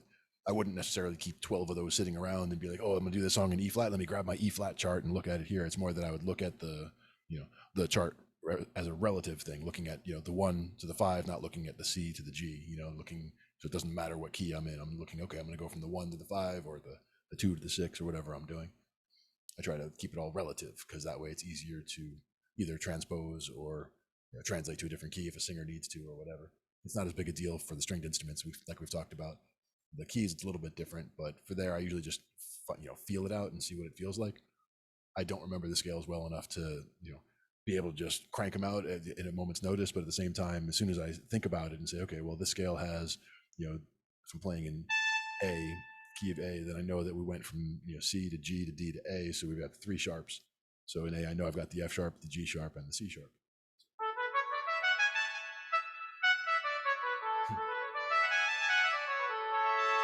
And just figuring it out from there, and just it doesn't matter what key it is. It's just however many flats it is. You can also derive it on the fly if you're not sure how many there are. But usually I'm dealing with easier keys anyway, because I'm not usually reading from classical music or whatever. I used to play classical music, so I would have to read music at that point. You just look at the key signature and say, "Oh my God, 5 flats or 6 sharps, or what are you doing?" It takes me time. I'm a slow reader. I'm a very slow every reader good boy deserves fudge. Figure out which note is what. In a lot of cases, they talk about figuring out or understanding how chords look. So like figuring out that when you see it on the sheet music, when you see this, and it's 3 circles or 3 lines, they're all right together. I just started recognizing that in the last year. And this is because we're in the key of C right now. So yeah. Looking at the lines for the triad has helped a lot. Now that I'm paying attention to it. And when you throw the octave in, you can see that the octave's not that far away. So like that's a C chord, and that's another C chord. So that's that whole upper staff right there. And if you leave out that bottom C, that's the E, the G, the C, D, and G. But if you looked at all the lines, like you were saying, every good boy deserves fudge, right? Every good boy deserves fudge. And I like the fact that it shows you on the right side what the actual letters are. But and that's in the treble clef. Really can help to I think my reading has gotten faster using Meticulous. Yeah, definitely. And I mean, if people do start using like ridiculous chords that have too much stuff in them, too many notes, it's like God, that looks scary even on paper. And that's just 4 E's, a B, and an A flat.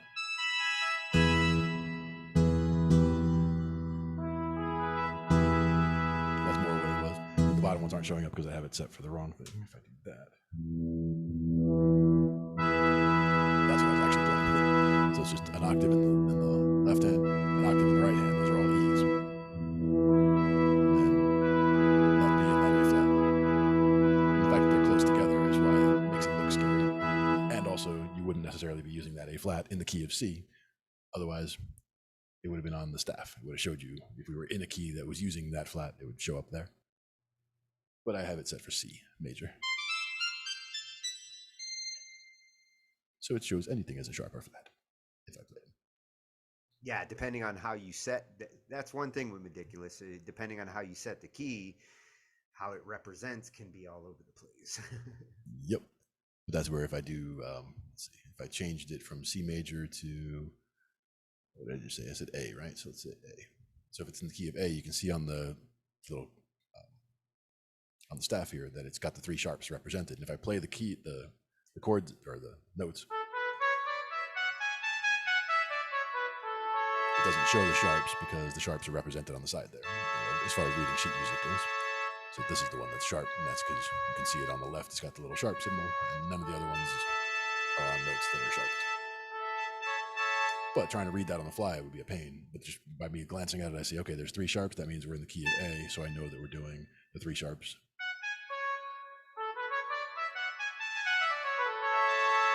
And that's a good one. I just go up and down the octave, or up and down 1 octave of the scale, and then play the major triad with the root on top as well. Just to get that into my head, that's the key, that's the tonal center that we're working around. And then all the other chords that are supposed to work with that will feel right when you're playing them because you've got that kind of baked in already. And that's where you have the 1 chord, and you gotta just think about those different sharps as you're going up. So you get that F sharp in this chord, you got 2 sharps. In this chord, you get the C sharp and the G sharp. And just the F sharp, just the G sharp, F sharp and C sharp, G sharp, and back. So just deriving them, figuring out which you're dealing with, and then working from there. Because then that would be all the diatonic chords in the key of A, and I would just work with those if I was songwriting in the key of A major.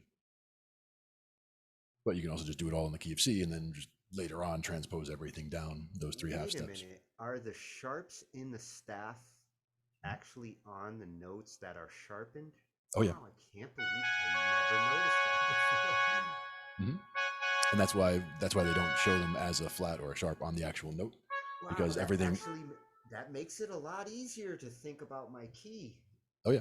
And anytime you do see a flat or a sharp in the actual meat of what you're looking at, it means that that's an incidental. That means that one is against, that's saying, oh, sharp that one, even though you're not supposed to. We're saying use the sharp one now.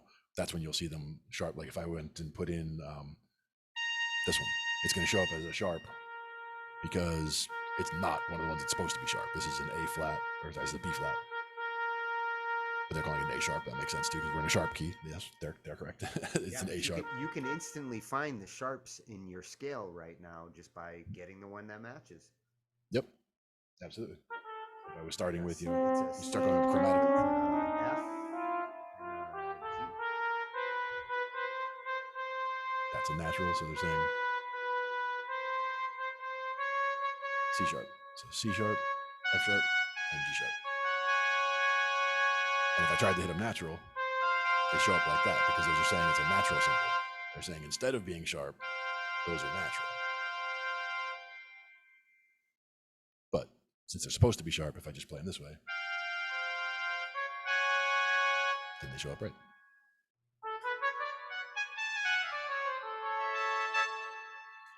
It's also a little bit of a weird angle when I'm playing here. Like I have the keyboard tilted up a little because it's resting on my drum kit. I have an electronic drum kit that I'm using as the keyboard stand. So it's not the best ergonomics, but it works. Yeah, I want to get an overhead. I tried putting one up there, but the phone does not go on the ceiling very well. Yeah, no. And I could try to do the same with either this one or the other one over here. This one, that one, yeah, that one or this one. I could try to put one of them. They don't really have a good bracket for me to try to hang from a ceiling or have, in a weird way. I could try to use the mic stand that this is on because this mic stand actually has a component that's way up high. And I could have something over there, or I could have my light bar in here. A few ways I could try to do it, but in most cases, the problem is the length of the cables. The cameras make it to where they get to, but if I try to bring them any more this way, I'm going to be stretching the cables too far from home base over there. But I'll figure it out. I can figure it out if I need to. But yeah, that was the big thing about the sheet music reading is looking at the chords. And again, even we're looking at it here, even if I'm hitting the A major chord, I'm hitting a sharp in the middle. That's a C sharp, but it doesn't look sharp on the note that I'm hitting on the staff because it's already on the side. It's already in the key legend, essentially, where it's telling us that one's going to be sharp. If I was hitting it natural, you'd see it's like, oh, no, that's not right. And that's how you can tell you're not hitting the right note. So it's telling you it's natural, and it should have been sharp. And just driving your way through those chords. Oh, that was wrong. They'll sound wrong right away if they are.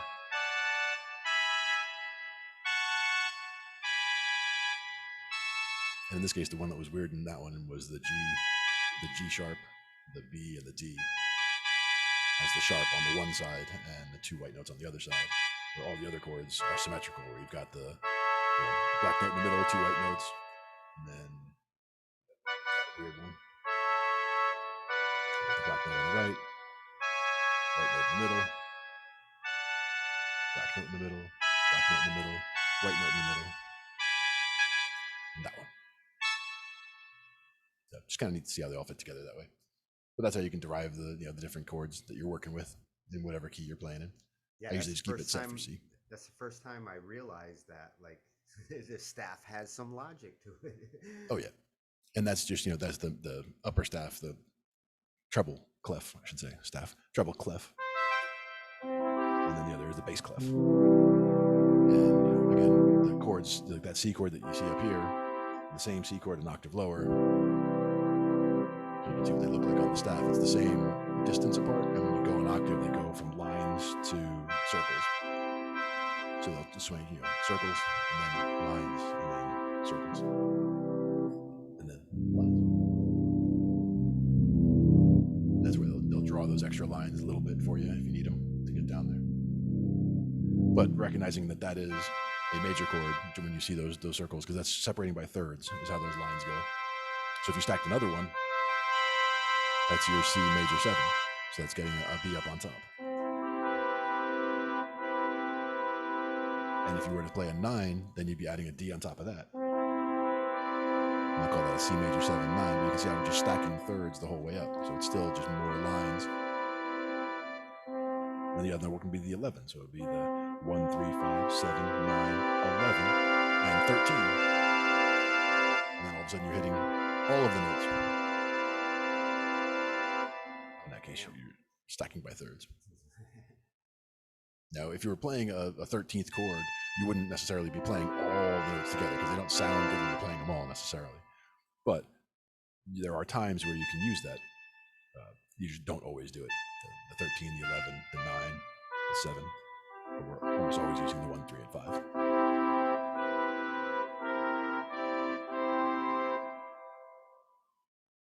Fun stuff. I'd like to show you something. I got a little surprise this week. Sweet. From a BandLab user, Susan Ann, and she forked one of my songs that I did earlier this year, and Nice. never imagined these kinds of vocals on it. But right now she's trending #1 in rock. I didn't even think it was a rock song. That's how it came out, though, right? No, really nice. Nice.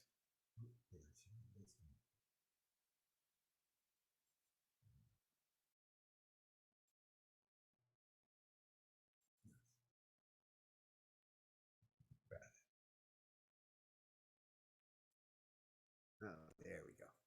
But Susan Ann, at Susan 2021, and she also got KY 1208, who I just started following, to add some guitar to it, and it really came out beautiful. Nice.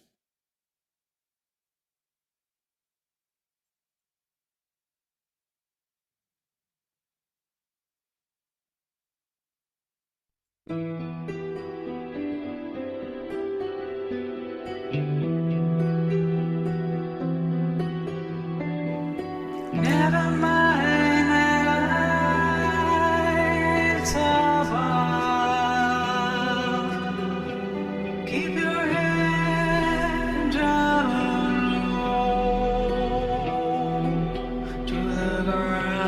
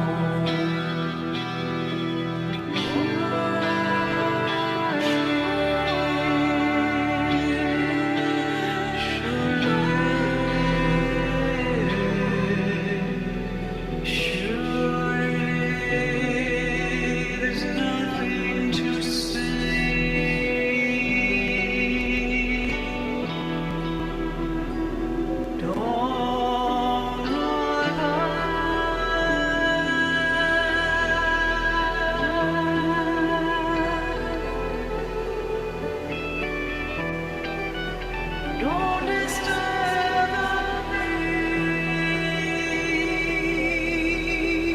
peace. Surely the sky isn't falling now. The sky isn't falling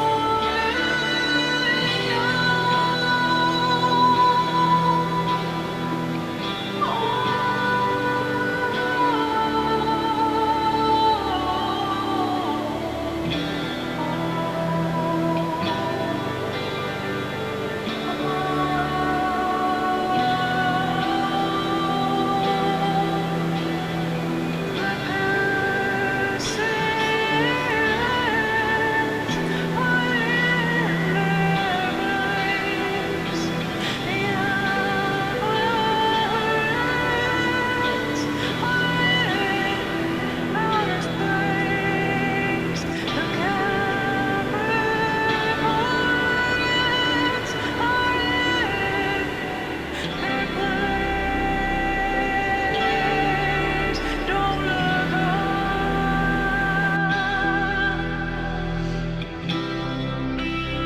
Don't look up.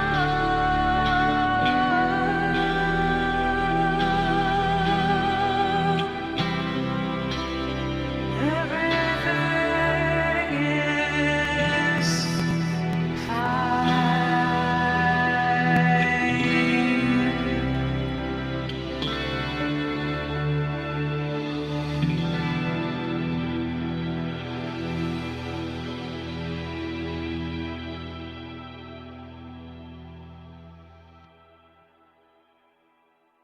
Ah, it's beautiful.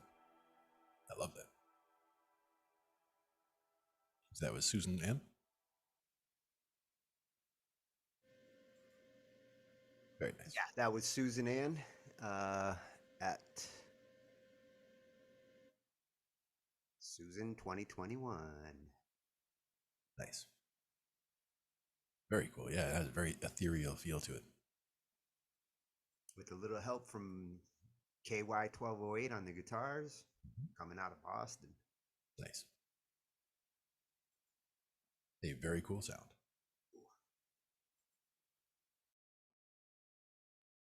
You say that was one that they forked recently?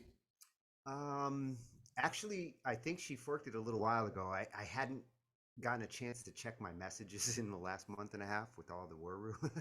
Oh, right. So it was one of the ones buried in there, and apparently she ran with it. She got it trending #1. Nice. Gotta love that. I always loved when I would do parts on things, and a lot of times my parts would be early when I would put bass parts on stuff. So I put bass parts in, and then it's a week, 3 weeks, a month, and then all of a sudden the song comes out, and I'm like, oh yeah, I remember I did that part a while ago. But it all depends on when it all comes together and who all the different parts are meant to be from. Well, and that was a total surprise. I mean, a lot of these piano pieces, I mean, mine tend to go into the classical category, and I don't tend to hear vocals on top of them. Yeah, true. Her interpretation is gorgeous. Yeah, spot on. Definitely enjoyed that.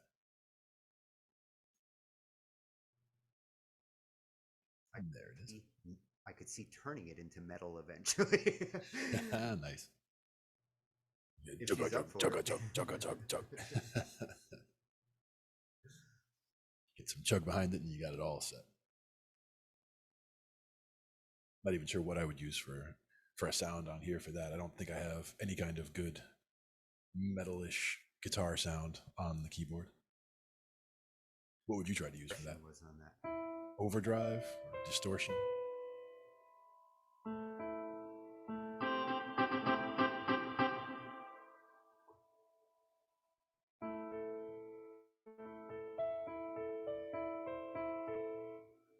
Remember what I played.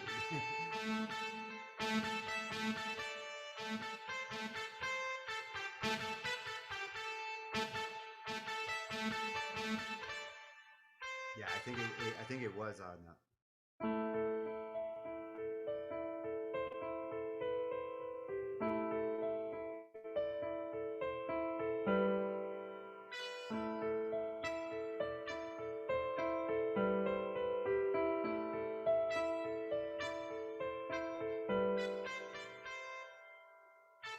It was definitely an A minor.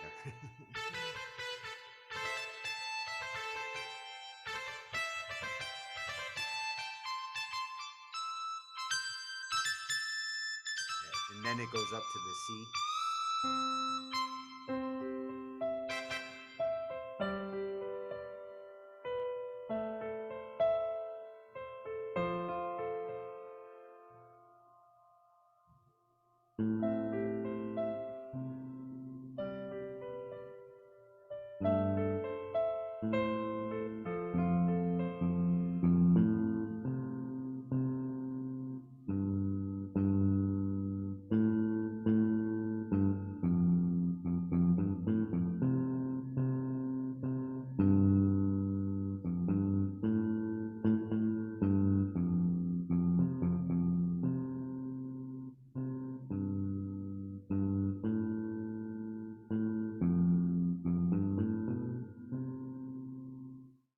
The bassist in you figuring out the bass part.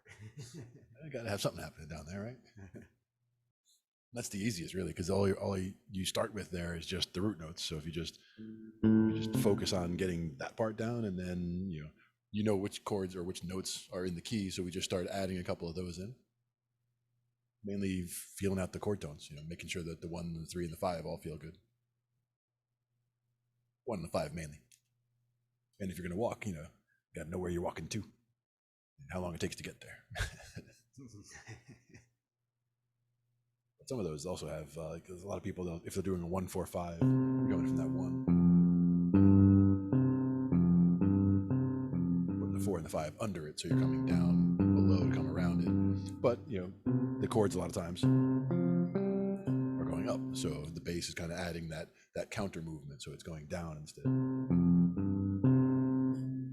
But it depends. You can also go surround it, but that's getting fancy.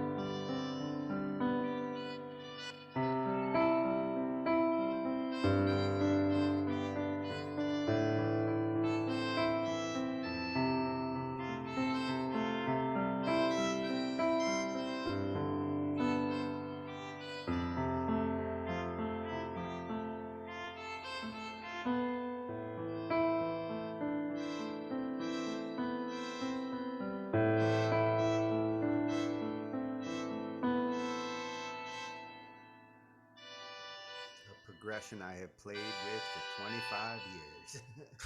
Nice. And your hands aren't tired yet? No, it's made its way into a couple of my songs. I love that. A to the G definitely always feels nice anywhere.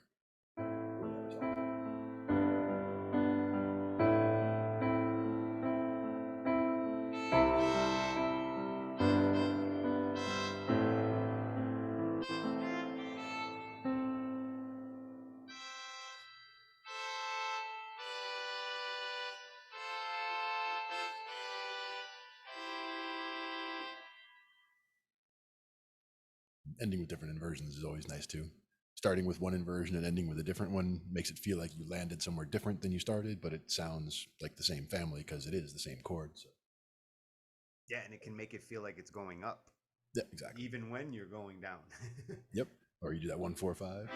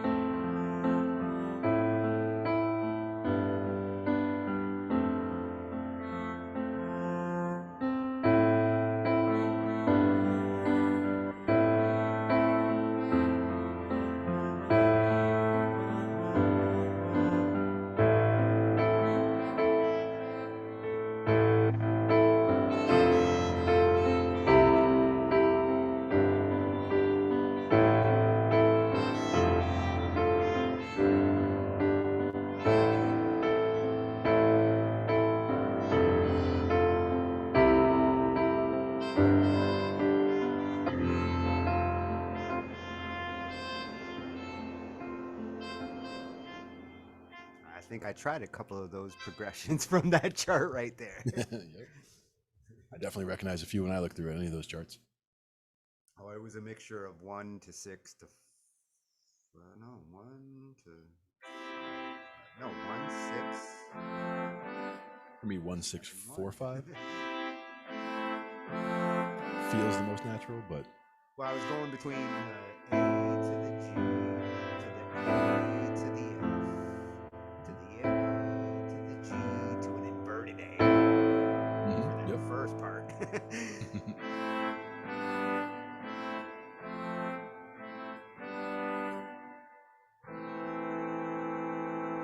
Violin sounds pretty nice too.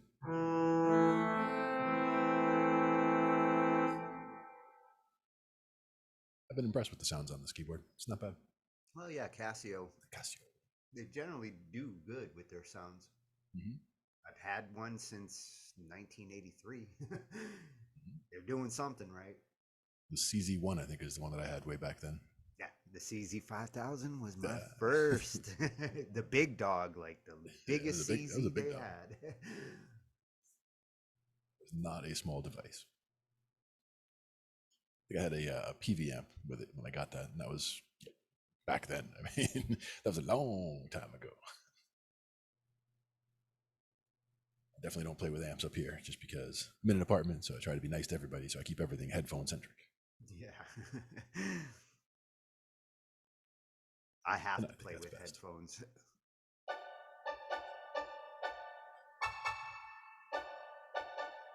If I don't play with headphones, I don't actually hear all the dynamics of my keyboard.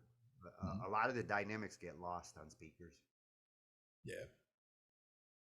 And that's one where, it's nice to play loud in a room, but I get to play in the studio a lot. I get to play on stage sometimes too. So it's, I have no problem playing quietly at home while I'm practicing. It's like I don't need to be all up out there and loud for no particular reason. It's good to be able to hear the dynamics of what you're doing though. So like I'm gonna play loud or I'm gonna play soft, it's important to be able to hear what's happening. Oh, especially with sounds like that. Yeah. The tremolo string.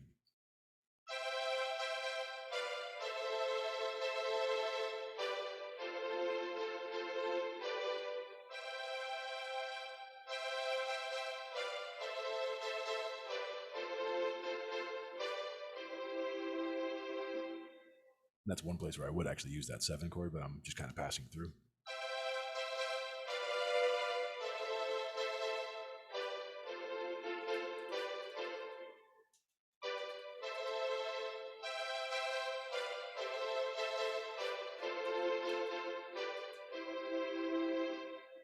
Just ending on that one inverted C with the E at the bottom.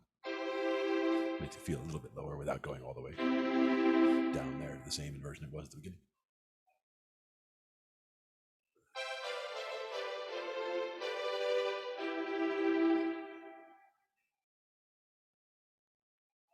And with the harp, it's mostly pentatonics. Oh, that is a nice harp.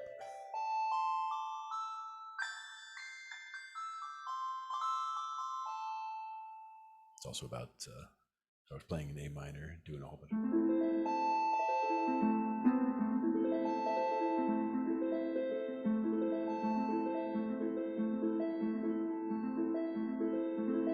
Oh, and you actually play it like a harp on the keyboard. Good job. You're rolling them all up.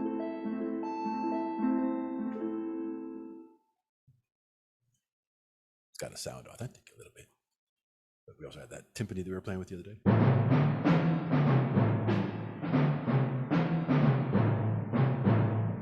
They sound pretty good. That is a good timpani sound. You know, the trickiest part with timpani on synth, because you can hear the pitch. Yeah. And some of the samples, depending where you go, like you want to find the sweet spot on a timpani sample. Yeah, because you can definitely go out of range. Oh, yeah. That sounds like a block.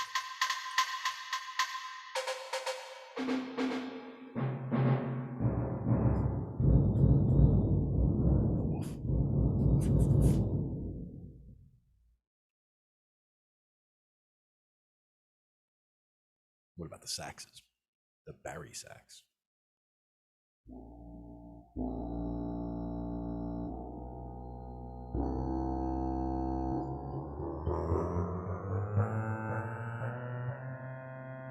By middle C, it's already almost sounding too high.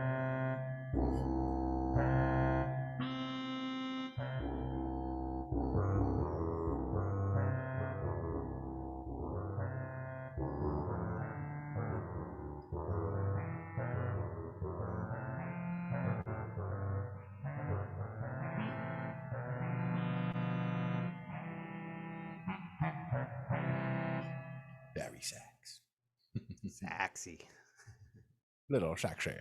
Oh, speaking of, Mhm.